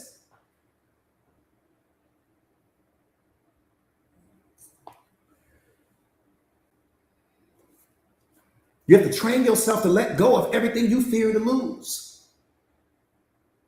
Boom, there it is.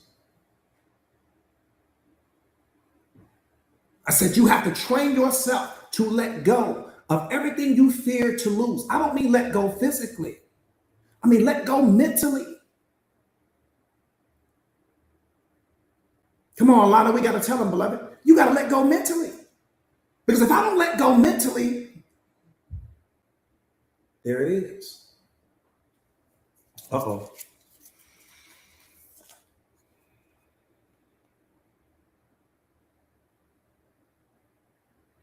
The moment you fear losing something, let me tell you why you're afraid of losing it. Because you place greater value on the thing than you place on yourself. Anytime you are afraid of losing something, it's because you're placing greater value on that person than you place on yourself. You're placing greater value on the relationship than you place on yourself. That's why you're afraid of losing it. You're afraid somebody else may get it. Afraid you can't be happy without it. Afraid you can't make it without it.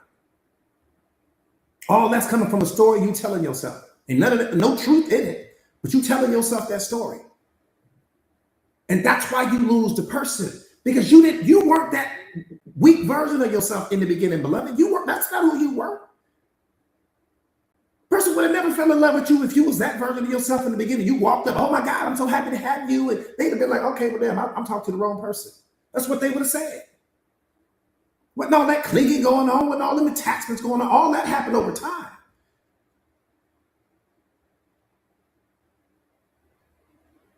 If the person would have met that version of you that you were at the end of the relationship, they would never want to be in a relationship with you. That's not who you were.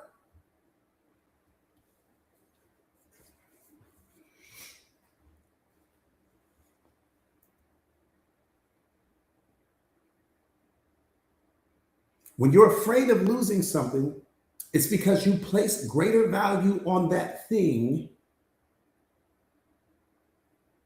than you place on yourself. Never realize it. Tell me how I'm wrong.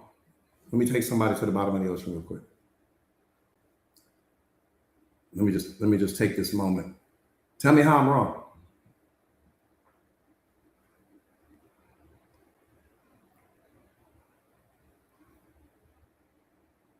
I love these moments. Let me just take somebody to the bottom of the ocean.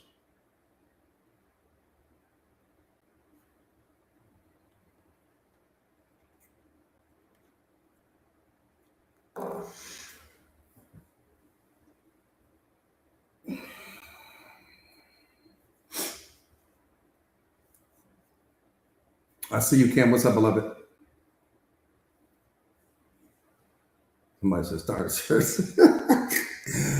Let me get this little person in the chat first. I need to take somebody to the bottom of the ocean real quick.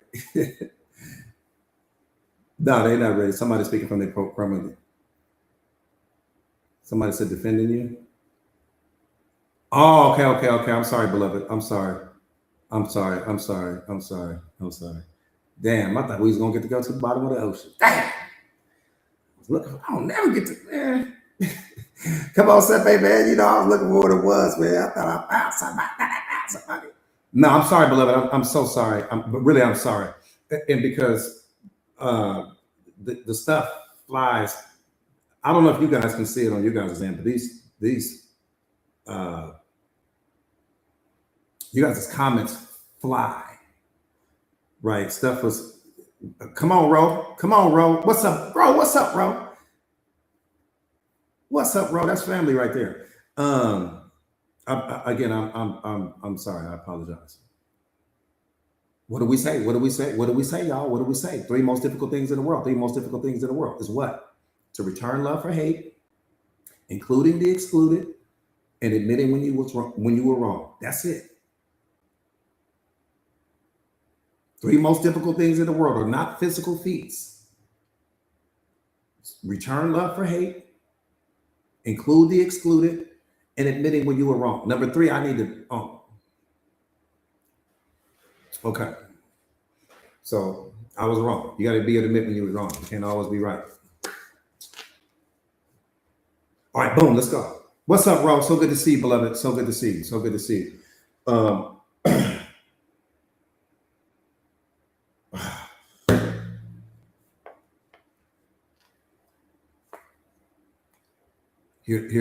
Listen. What's up, Jalen? Somebody said, what was number 2? Okay, so the three most difficult things, I'm gonna tell you, the 3 most difficult things, I promise you, like when I say 3 most difficult things, like the 3 most difficult things in the world are really not intellectual feats. They're not physical feats. We ain't talking about climbing Mount Everest, to return love for hate. That's one of the most difficult things in the world for a person to do. It really, really is. Like, I got to be serious on that. Like, it really is.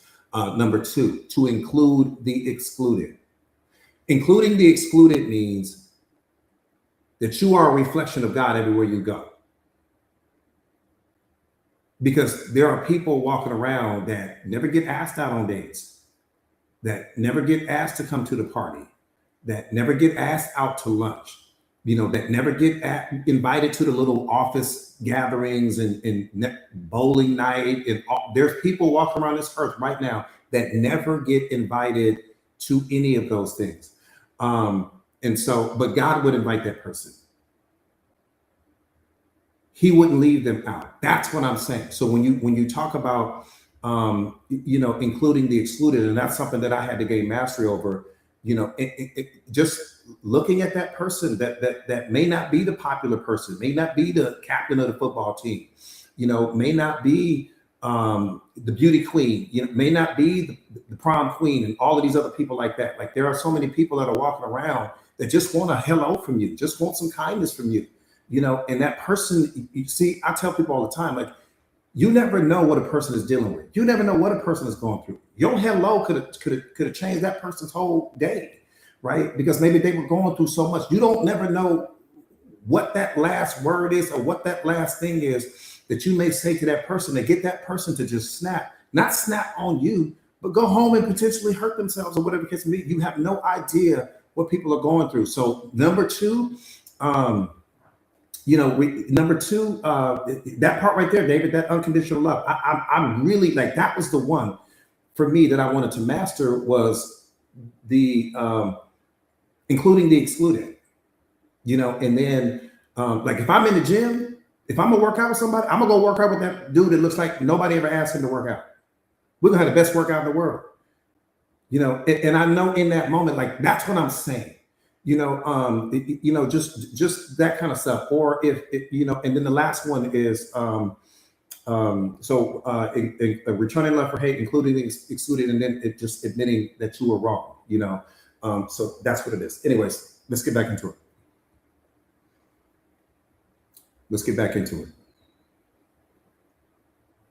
Because we got a lot of mountains. We got some mountains to climb, y'all. We got mountains to climb. Baddest thing on the planet is you. Period.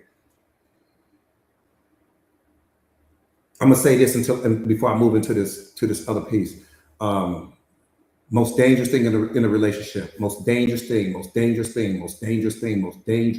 a relationship is the moment that person thinks in their mind that you can't do better than them. If you ever allow a person to get to that place right there, you in trouble. You are in trouble. If your behavior, your insecurities,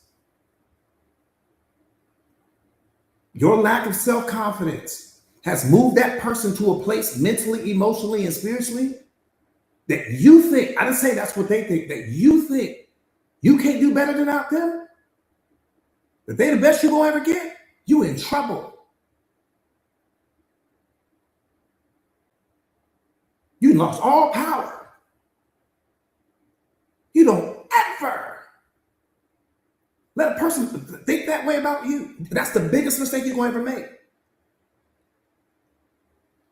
Because one more time, you got to understand, people are going to show up wearing the face of what you feel about you. So the problem is not in the person. The problem is in you. The person can only reflect the problem. They're going to start treating you different. You don't ever do that, beloved. Never. I don't give a damn what's going on. You don't ever do that.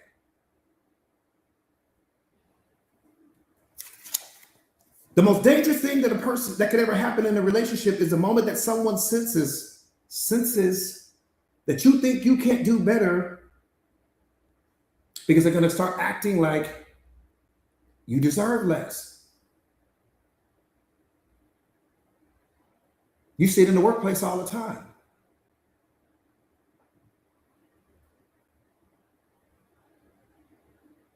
When you live from a place of desperation instead of discernment, you teach people how to treat you. When you love from desperation instead of discernment, you teach people how to treat you. Some of you guys might be moving through the relationship where you're loving that person from a place of desperation.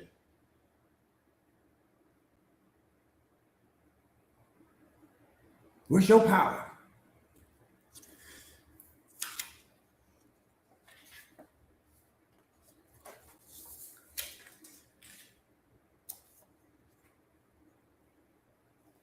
See, desperation is the death of discernment. A lot of people don't know that.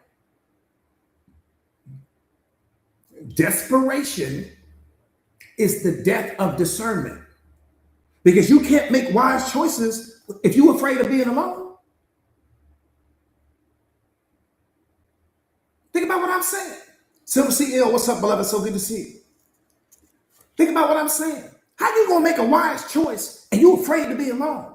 All of your choices is coming on fear.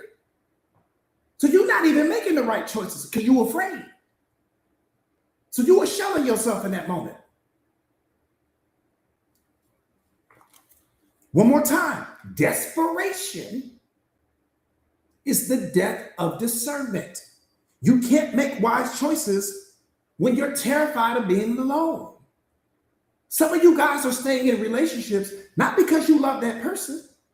You staying in the relationship because you're afraid of being alone. It got nothing to do with the person. You just don't want to be by yourself.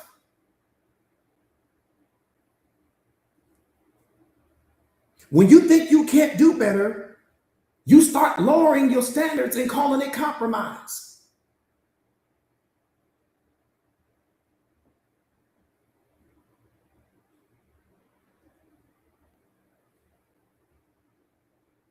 You didn't even hear none of what I just said. You couldn't have heard that. In no way. I said, when you think you can't do better, you start lowering your standards and calling it compromise. You start tolerating behavior that makes your spirit ache. You justify disrespect by saying, well, at least I have a relationship. At least I have a man. At least I have this. That's how you justify the disrespect. The moment that someone senses that you think you can't do better, they're going to start acting like you don't deserve better.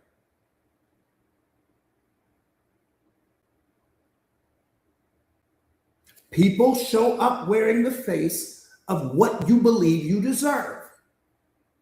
The love you tolerate is the love you believe you deserve.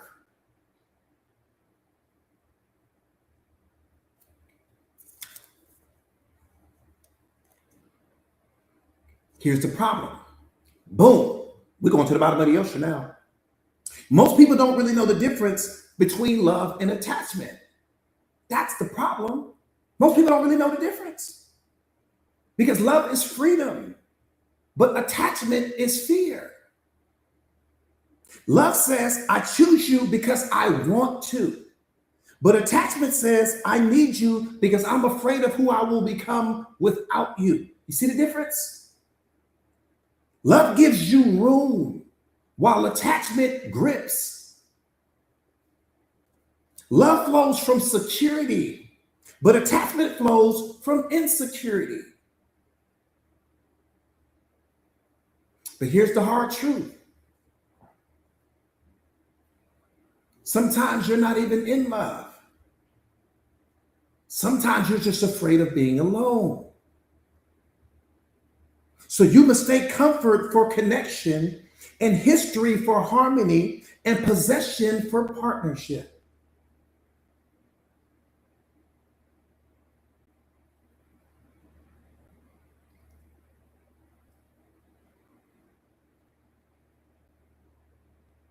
One more time. Sometimes you mistake comfort for connection, history for harmony, and possession for partnership.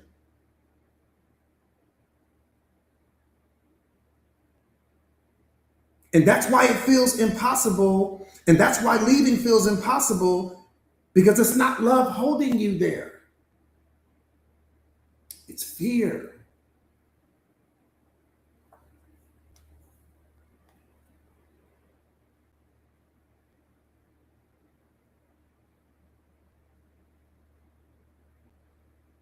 What is an attachment? An attachment is something that you have mistakenly. Let's double down on the mistakenly part. An attachment is something that you have mistakenly convinced yourself that you cannot be happy without.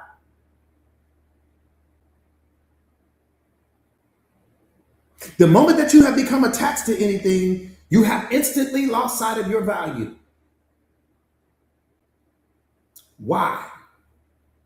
Because the attachment is always in control of you. You're never in control of the attachment. Attachments are emotional bonds formed with people, places, and even material possessions. The attachment gets created by you because there was something that you weren't willing to give yourself due to all of your past traumas. That's how the attachment gets created. There was something that you couldn't give yourself due to all of your past traumas.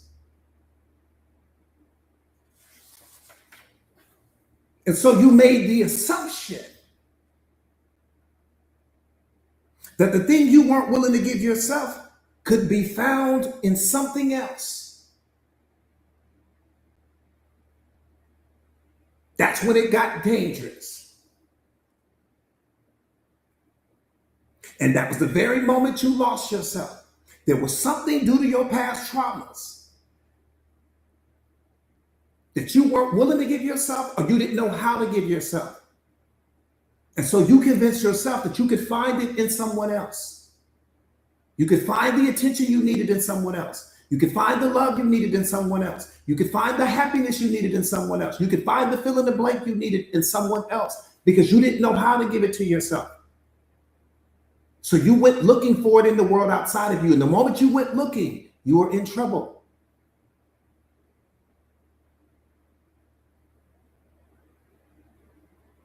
We only go looking for what we're missing internally. That's why we go looking.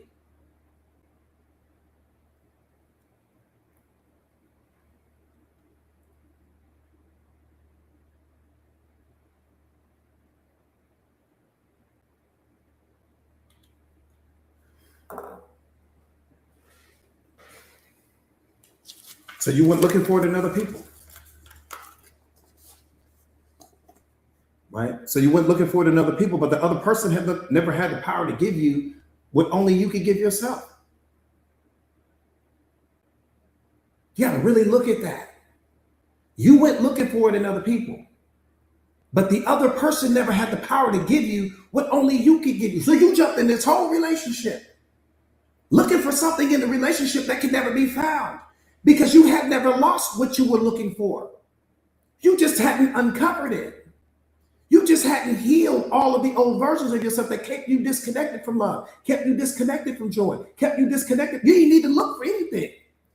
It was already there, but you hadn't put the work in on yourself. And oftentimes what we do is when we get hurt in a relationship, we jump from relationship to relationship. We never healed from the other relationships. So you're carrying all of that pain. You're carrying all of the heartbreak. You're carrying the betrayal. You're carrying all of that. And when you lack self-awareness, you think that your next relationship is going to be your best relationship, but your best relationship is the one you have with yourself, the one you hadn't discovered as of yet. The love you were looking for was never lost. You were just disconnected from it. The happiness you were looking for was never lost. You were just out of alignment with it. You didn't lose anything.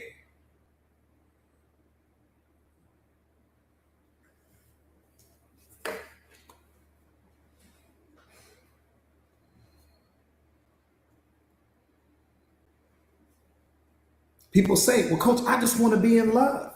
But you are love, beloved. That doesn't make sense. Think about what I'm saying.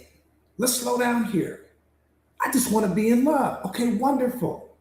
But love is what you are. How do you discover in someone else what can only be found in you? That's what it was all about.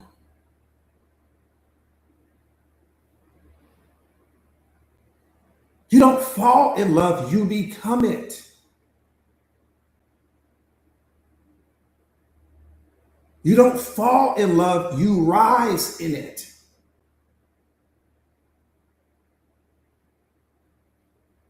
But there's nothing to fall into.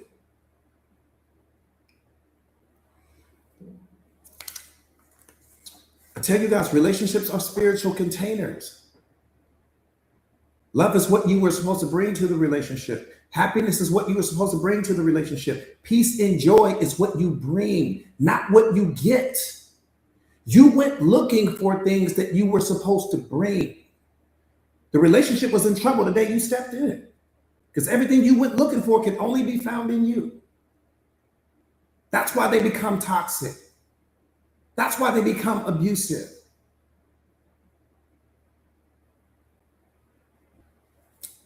I appreciate that, beloved.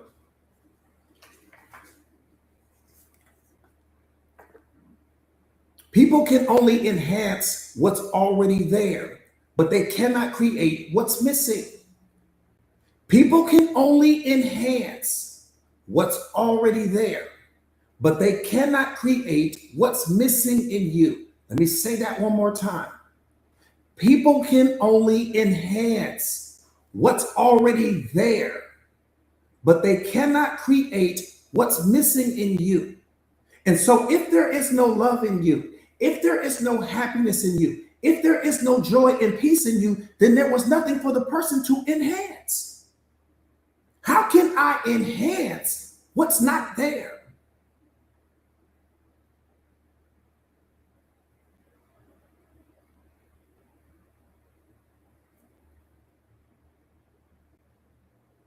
How? And because it wasn't in you, it also wasn't in them. Because we meet people on the same level of psychological wounds that we carry. Every single person is an energetic match to you. That's why you are only attracted to certain people. You think it has something to do with your type. No, it has everything to do with the energy.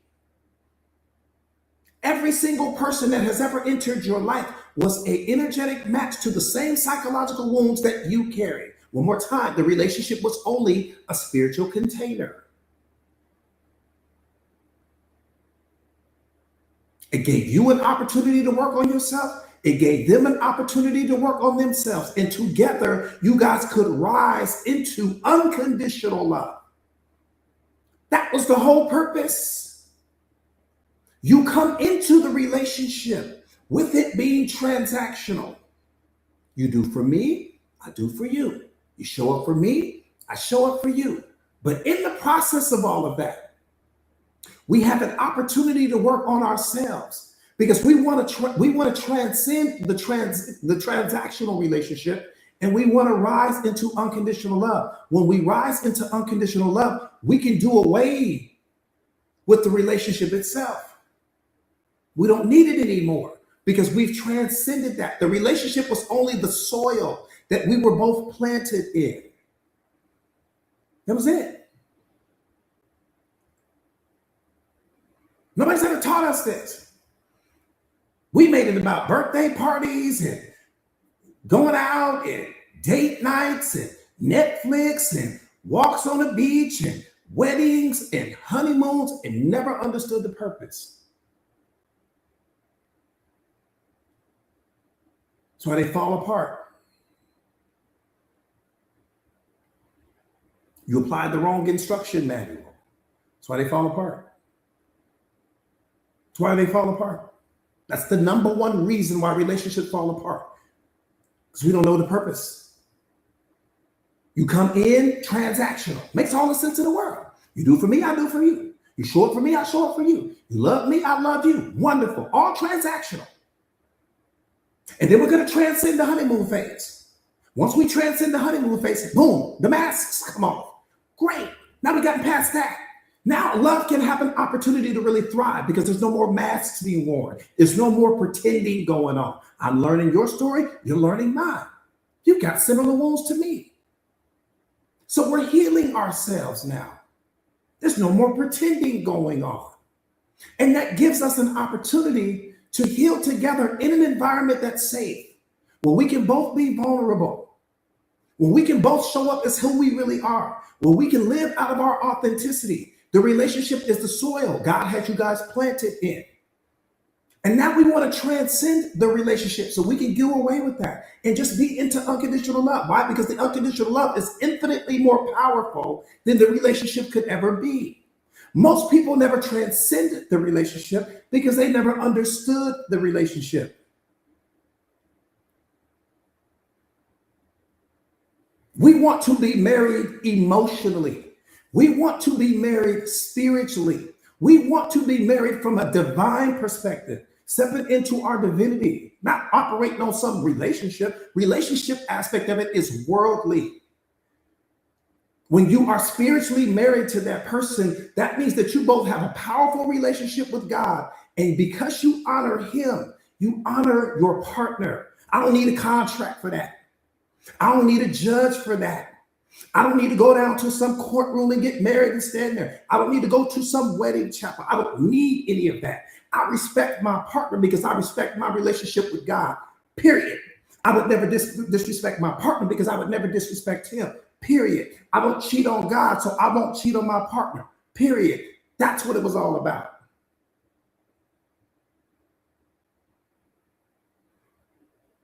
Bottom line. I understand that this person that I'm with is a gift from him. What is it all about? The relationship part is worldly. Now we got to transcend that. We got to transcend that. Or we're going to be in trouble. We walking around here in the relationship. The relationship is just the ground floor. We come in pretending and, come in wearing the masks and, come in with all these expectations and come in with all these wounds and come in. We understand that all of that happens in the soil. The relationship is just the soil. We got planted in that. Boom. But most people never transcend that, beloved. And because they never transcend that, the relationship falls apart.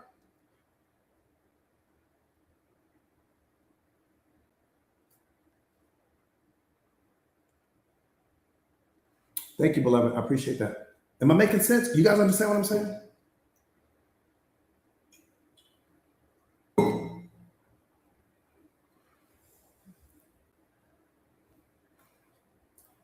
The goal is to transcend the relationship, not to live in the relationship, not to stay in the relationship. Big homie, what's going on, big homie? Yeah, big homie, we got to transcend the relationship because if not, you're gonna be in trouble, beloved. What are you doing here? It's all transactional. The relationship is transactional. Every relationship is transactional. Think about what I'm saying. The relationship you got with your mechanic, what is it? It's transactional. The relationship you have with the people at the Starbucks, what is it? It's transactional. The relationship that you have with the people that keep the lights on in your house, what is it? It's transactional. You do for me, I do for you. Okay, that's transactional, but that's conditional love. Conditional love operates on transactions. You do for me, I do for you. But that's not love, unconditional love. Unconditional love is what you are. So if I don't start operating out of what I am, then I'm going to become a reflection of the conditional love system that I'm operating out of. I don't want that. Now, if you find that this person is not the right person for you, you guys are not a good fit, then that makes sense why you blow the relationship up. But once you find that one, now we got to transcend that. We're going to be in trouble. Because as long as the relationship is operating on transactions, it's conditional love at best. Unconditional love means there are no more transactions. I don't place all those expectations on my partner. Then all of that's gone. What's up, Rich? So good to see you, family. You understand what I'm saying, May? I'm telling you. Boom, I want to transcend that. I want to get to divine love with my partner. I don't want to walk around with these transactions going on. Where any moment, if I don't live up to to the transaction, you want out of the relationship. All of that's how most relationships operate. Once you start doing things for your partner, all of a sudden they on the phone talking to their friends about everything you're not doing. I'm telling you, even though you don't know that they're doing that. They're on the phone talking to somebody about what you're not doing. Transactions.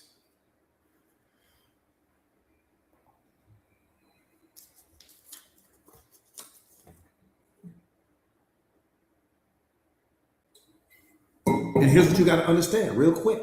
Here's what you got to understand. The only way that I can love you unconditionally is if I know your story, if I know your wounds, if I know your pain, if I know your childhood traumas. That's the only way I can even get to unconditional love. Can't get there no other way. If I don't know your story, I can't get to unconditional love. So vulnerability has to be the foundation that we're standing on. Has to be. I ain't gonna get there no other way. That's the reason why you're able to love your kids unconditionally. Why can you love your kids unconditionally? Because you know their story. That's why you love them unconditionally. You know the story. So when you know the story, it makes sense why people make certain moves. When you know the story, it makes sense why people behave a certain way. When you know the story, it makes sense why people may have done something that in that moment you may not have done, but at least you can say, okay, I understand. It depends on great question, Kiki. It depends on what you see your future being with that person. But if you're gonna give that person access to you, then what that would tell me is that you see yourself having a future with this person. And so I'm gonna just be vulnerable. You know what I mean? Like because if I can't be vulnerable with this person, who am I gonna be vulnerable with? And if I can't be vulnerable with you, that means that I don't really trust you. Then why am I even in the relationship? Why am I even in a relationship? If I can't be fully vulnerable with you, what are we doing here? That means that I'm holding secrets. And if I'm holding secrets, that means that unconditional love can't possibly flow through the relationship. How's unconditional love going to flow through the relationship if you got things you hold back? That relationship is going to be a reflection of everything you hold back. Whatever you're not willing to deposit in that relationship is going to become a reflection of that. Just know that. I'm not telling you got to tell your whole life. But what I'm saying is that whatever you withhold from the relationship, just understand it's going to become a reflection of that. It's the 99 versus the 1. Boom, there it is. We didn't crack the code now. It's the 99 versus the 1. See, when you meet a person, they will tell you 99% of who they are. That 1% that they withhold from you is who they really are. That 1% may be a reflection of some past childhood traumas. That 1% may be the fact that they're a serial cheater. The 1% may be the fact that they're not loyal. The 1% may be the fact that maybe they've got something going on the side. Every person you meet will tell you 99% of who they are in this moment. But the 1% that they don't tell you about is more powerful than the 99% that they told you about. Damn the 99%. The 99% is all of their achievements. The 99% is the accolades. The 99% is I'm the CEO of this or the executive of that. The 99% is all of the filler. The 1% that people don't tell you about is the very thing that will end your relationship. And if you look back over all your previous relationships, it was that 1% that they didn't tell you. You found out something later on that you didn't know about in the beginning, that was available in the beginning, but they didn't tell you about it. And what that person was hoping was that you would fall in love with them and you would love them so much that even if you found out about this particular thing, you wouldn't leave because you were already emotionally, mentally, and spiritually invested in the relationship. The 1% that people don't tell you will be the very 1% that will end your relationship.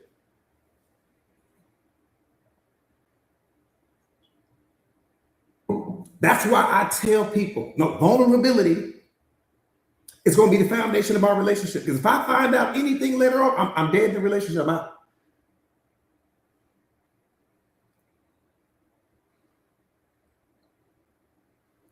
See, here's what you got to understand. I'm giving you the opportunity right now to tell me now. Tell me now. Because if I find out later what you're signaling to me is that I wasn't worth your truth. That's what you're telling me. I'm giving you an opportunity to tell me right now, and I promise you I won't judge you for it. I won't say a word. We're gonna talk about it, we're gonna get past it, and we're gonna move on from it. Now the relationship can start, because the relationship can't start till the truth show up. That's when the relationship starts. The relationship starts when the truth show up. A lot of you guys have been in a situation and been in a relationship. You've been in a relationship 2 years. Truth still ain't showed up. Because that person is holding something back that you end up finding out about later. We talked about that. Honesty versus transparency. You don't want honesty in your relationship. You want transparency. See, we've been programmed to conditioned to think that honesty is the thing. I just want my partner to be honest with me. Now, you don't want honesty. That's not what you want. You think that's what you want. But trust me when I tell you, that's not what you want. What you want is transparency. Because honesty means that I'll tell you when you ask me. But if you don't ask, I'm not going to tell you. Okay, well then, we can't win the Super Bowl like that. Because I don't know who you are when you're not around me. I don't know who you transform into when you're not around me. So how do I know to ask you things that I don't know anything about? That's what honesty is. When a person is honest with you, they're honest with you because 9 times out of 10, they were cornered or put in some situation where they didn't have any choice but to tell you at that moment. Transparency means I tell you before you ask me. I'm going to tell you things that you didn't even know. I'm going to tell you things because I don't want this thing to blindside you. I don't want to I'll give you a perfect example of it. Perfect example of it. I'll give you 2 scenarios. There's a lady, and she's going out to have friends. It's a Friday night, beautiful night. Right? She's living in LA. She's married, 6-figure income. Everything's great. She's going to a new sushi bar with her girlfriends. Nothing unusual about that. But on this particular night, her ex had reached out to her and told her he would be at that sushi bar as well. Now, when you had a conversation with her earlier that day, she told you that she was going out with her friends, but she never told you that her ex was going to be there. And because you didn't know to ask, you didn't. So she didn't lie to you. There was just certain things that she didn't tell you. Had you asked her, she would have told you. Put that over here. Same scenario. She's going out that night. She's going to meet with her friends. Wonderful. You call her up. Hey, babe, what you doing? Oh, I'm getting ready to go out with the girls. Let me tell you something real quick. So-and-so reached out to me. Just called me out the blue. And I'm going out with my girls tonight, but he's going to be there. If you have a problem with me going, let me know right now. See, transparency is me telling you and putting you in a position to make an informed, intelligent decision before I go and do the thing, so that you are not blindsided by it later, so that I don't embarrass you later, so that one of my girlfriends don't slip up and mention something to you and all of a sudden you the only one in the room didn't know what was going on, but you talked to me that day. That's transparency. Transparency is me putting you up on game before the game even starts. So you don't want honesty in your relationship. You want transparency. If all you can give me is honesty, I don't want to know you.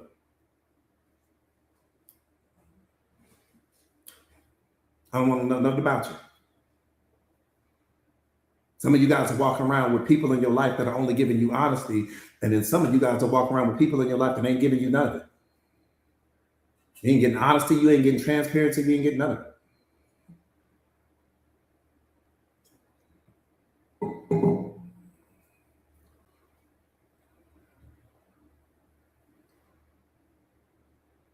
I mean, damn.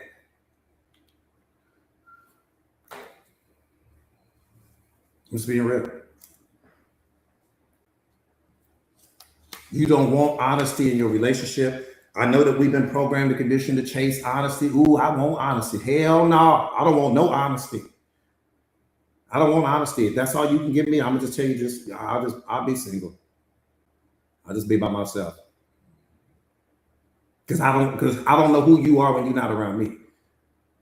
See, the person that's transparent with you is keeping it all the way solid with you. They're telling you things that you don't know anything about. They're telling you things that you didn't even know to ask. You didn't even know to ask that. But they're bringing it to your attention first because they value the relationship more than they value their privacy. People who operate on that filter of transparency value the relationship more than they value their privacy.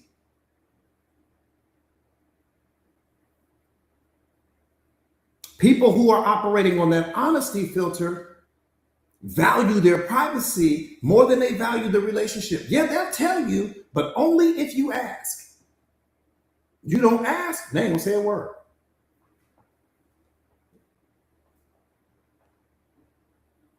Come on, Tam. We gotta let them know. You see that, man? Big difference, beloved. Big difference. Big difference. Big difference. I'm talking. That's like the sun and the moon difference. Literally, that's like the sun and the moon. Come on, Spark. We gotta let them know, family. That's like the sun and the moon difference. I'm talking. You talking about a world apart. So you gotta let your partner know. Listen, but you can't ask for something from someone else that you're not willing to give. So to get transparency, you got to be willing to give it yourself. You can't give honesty but want your partner to give you transparency. That's the real problem. We want things from people that we're not willing to give.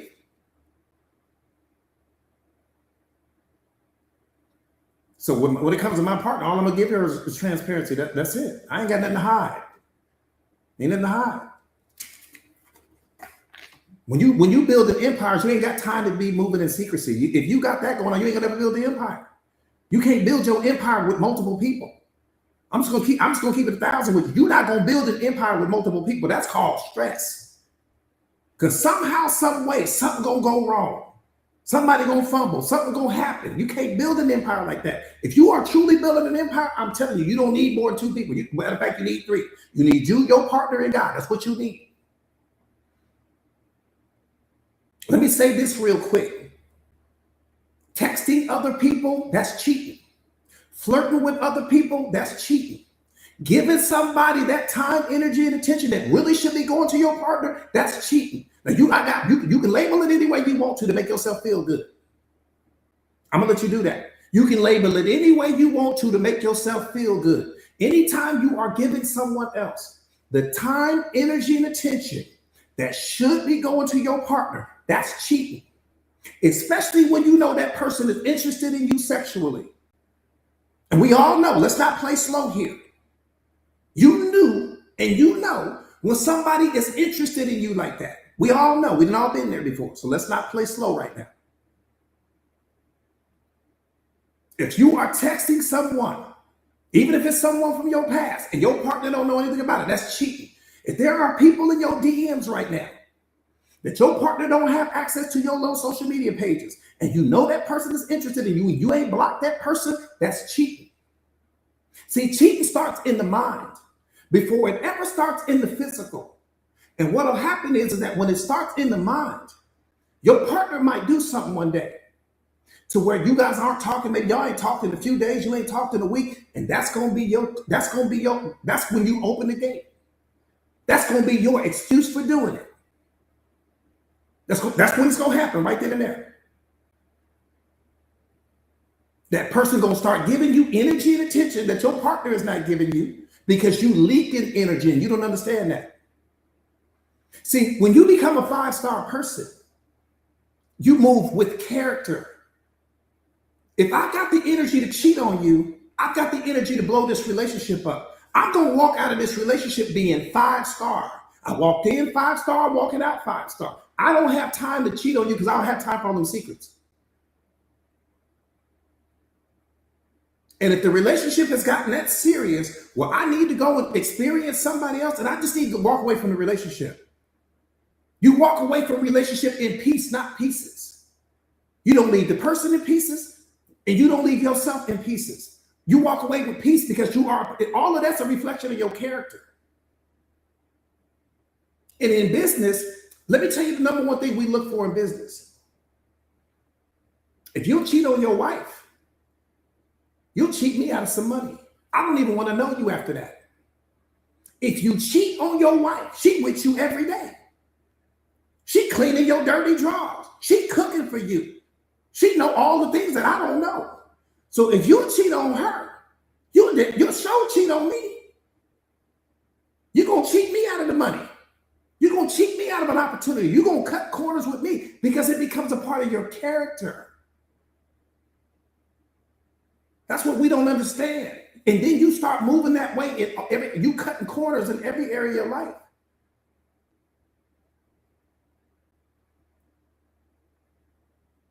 Yeah, that part right there, Tab, it becomes a part of who you are. Nah, hell nah. If your partner can't be everything you want, need, and desire, leave the relationship. Leave the relationship. But leave the relationship being a 5-star person, because maybe one day they will step their game up. Maybe one day they will be able to be everything you want, need, and desire. But their heart hasn't been broken and shattered by you. Because you wouldn't cheated on them because they couldn't give you what you want, needed, and desire. So you wouldn't found that in somebody else. Don't be that person. Don't be that person. Please, I'm begging you. Don't be that person.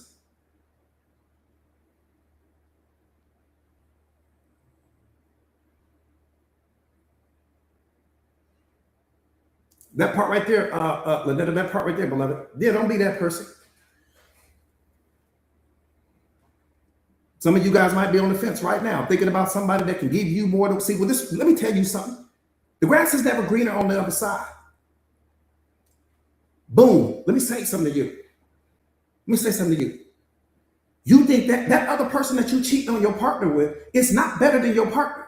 You just don't know they bullshit yet. Do I need to turn your headlights on brighter than they already are? I said the person that you are considering cheating on your partner with is not better than your partner. I appreciate that, beloved. They ain't better than your partner. You just don't know they bullshit yet. You don't know their story yet. You don't know their pain. You don't know their trauma. You don't know all of the baggage that comes to. See, you know that with your partner.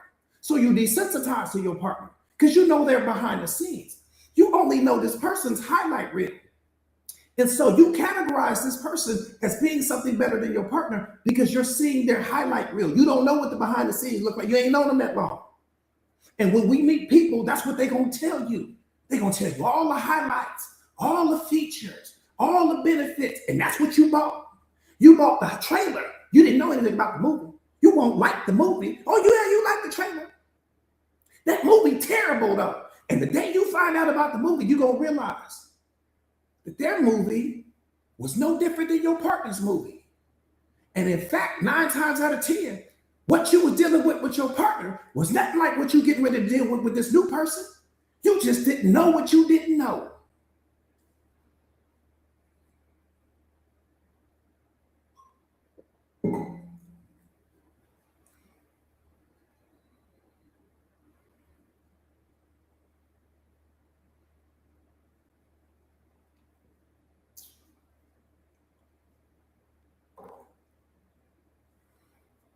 I said you didn't know what you didn't know. I'm telling you right now.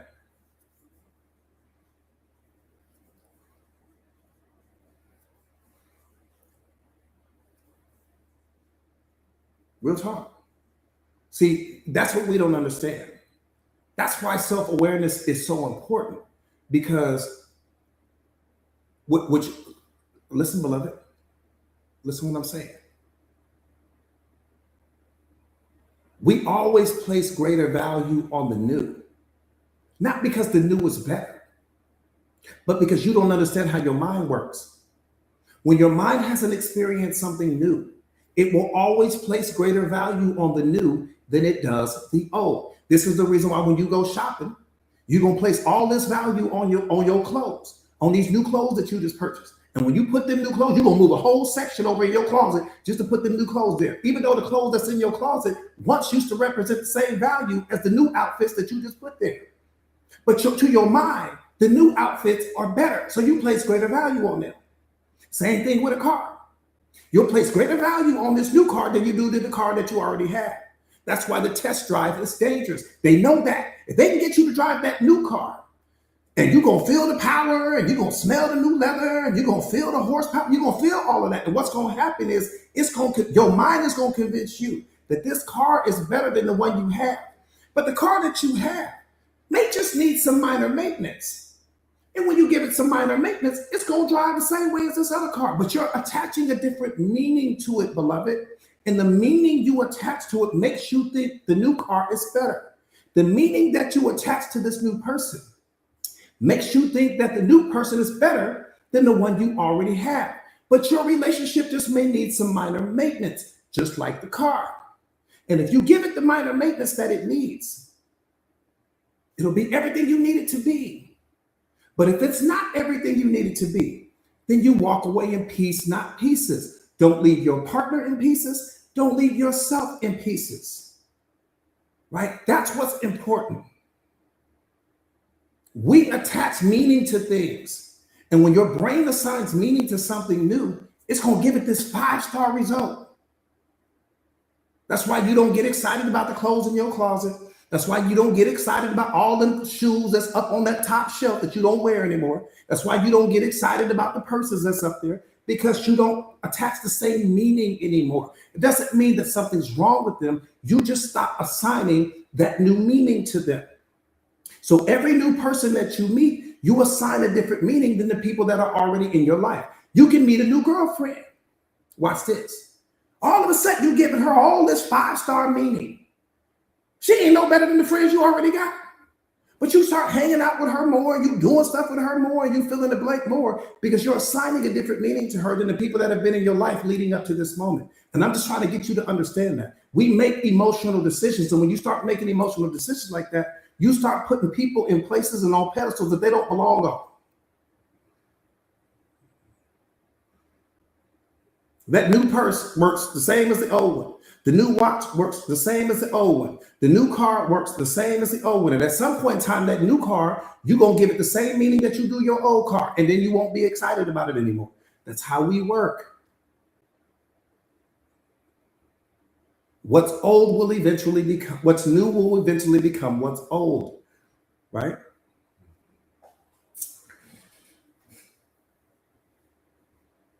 All right. I'm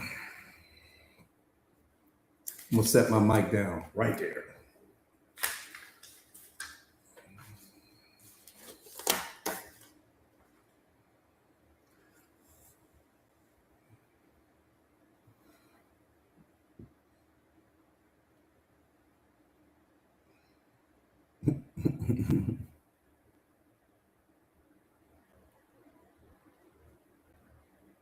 That part right there, that part right there, that part right there, that part right there.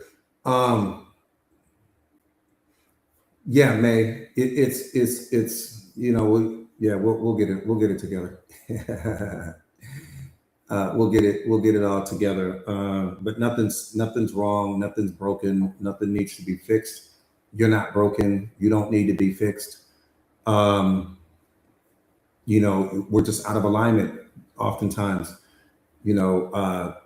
When you're not in alignment with your purpose, you'll think something is wrong with you. You won't feel fulfilled. A lot of you guys have accomplished things, right? You've got your degrees, the different certifications, you got the career, you got the family, you got the relationship, you got the car, the clothes, the jewelry, you get all the stuff, but you still may feel empty inside, right? You don't really feel fulfilled. And the reason is because the stuff was never designed to fulfill you. It was never designed to fulfill you.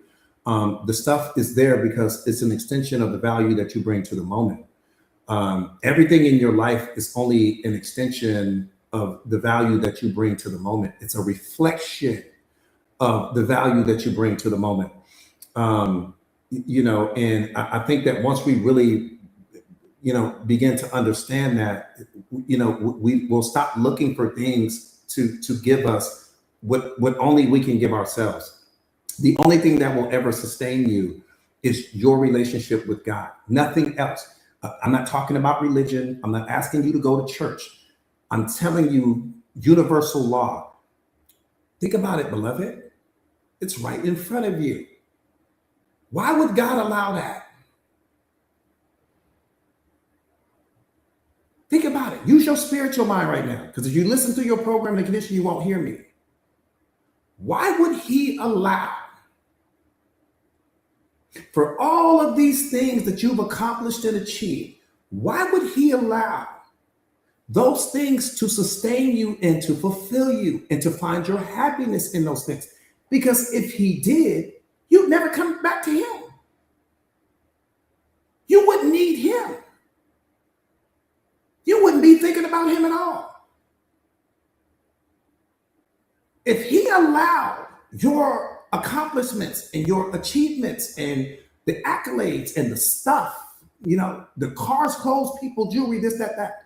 If he allowed all of that to sustain you and to fulfill you, for you to find your happiness, you would never become the most powerful version of yourself. You would settle for what you already have. You would never grow. You would never evolve. You would never become more. You wouldn't do it. You wouldn't have a reason to do it. You'd be walking around with 5-star love right now, 5-star happiness, 5-star this and 5-star that, and you would stop right there. So what did he do?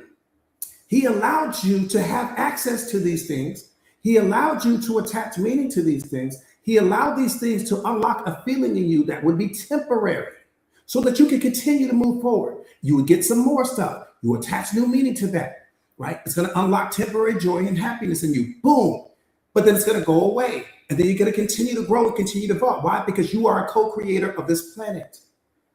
That's why. And so when these things that's in your life no longer sustain you, no longer fulfill you, what are you going to do? You're going to continue to grow. You're going to continue to achieve more. You're going to continue to acquire more information and all of that. But the only thing that will ever sustain you, the only permanent thing in your life is him. Nothing else in your life, beloved, is permanent. Nothing. You can't show me one thing in your life that's permanent. You are a spirit that is connected to him. You came here for a reason. He is your source. He is your everything. Everything, when I'm talking about the spiritual version of you, that version of you needs him for everything. The worldly version of you, the version of you that where your ego's holding the steering wheel, you don't think you need him like you do. That's what the spiritual awakening is for, because your ego will convince you that you're separate. Your ego will convince you that he's over there, you're over here. Your ego will convince you that everyone's different than you. Your ego sees the world through duality. Your ego sees it's creating all of the problems, beloved.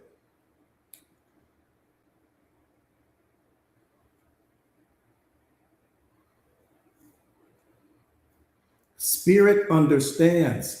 I can't do anything without him. Spirit understands. He's my everything. Spirit understands. I'm on a mission here. Spirit understands. I'm representing him. Spirit understands. I'm not worried about people. I'm not focused on parties. I don't care about money. I am an extension of my Father. That's why I'm here. I came here to impart love on every single person that I see, not seek it, not chase it, to teach other people how to become it, to be the light for people that may be trapped in darkness, to help people to get to their spiritual awakening so that they can bring their gifts to the world. Spirit understands that. Your ego doesn't.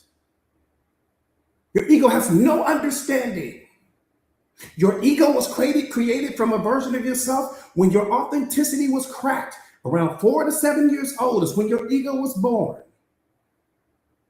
And your ego has been holding the steering wheel to who you are, but it's keeping you disconnected from your divinity. That's why when you have a spiritual awakening, the first thing that has to go is your ego personality. It gotta go. Because spirit and ego can never occupy the same moment, ever. Spirit is not from this earth. Understand that. Let's start with that truth, and then we can go anywhere you want. Spirit is not from here. That's why spirit doesn't care about what's happening on this planet. Your ego does. Because ego is the physical world. Spirit only came to impact the physical world, but not to be impacted by it.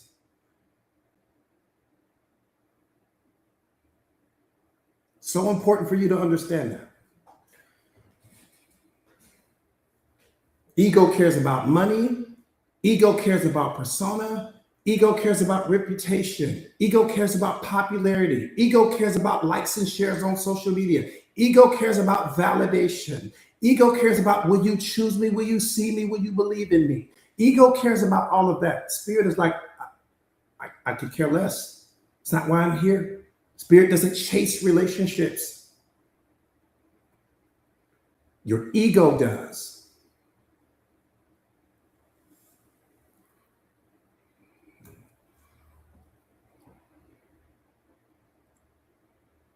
That's a different conversation for a different day. Anyways, boom.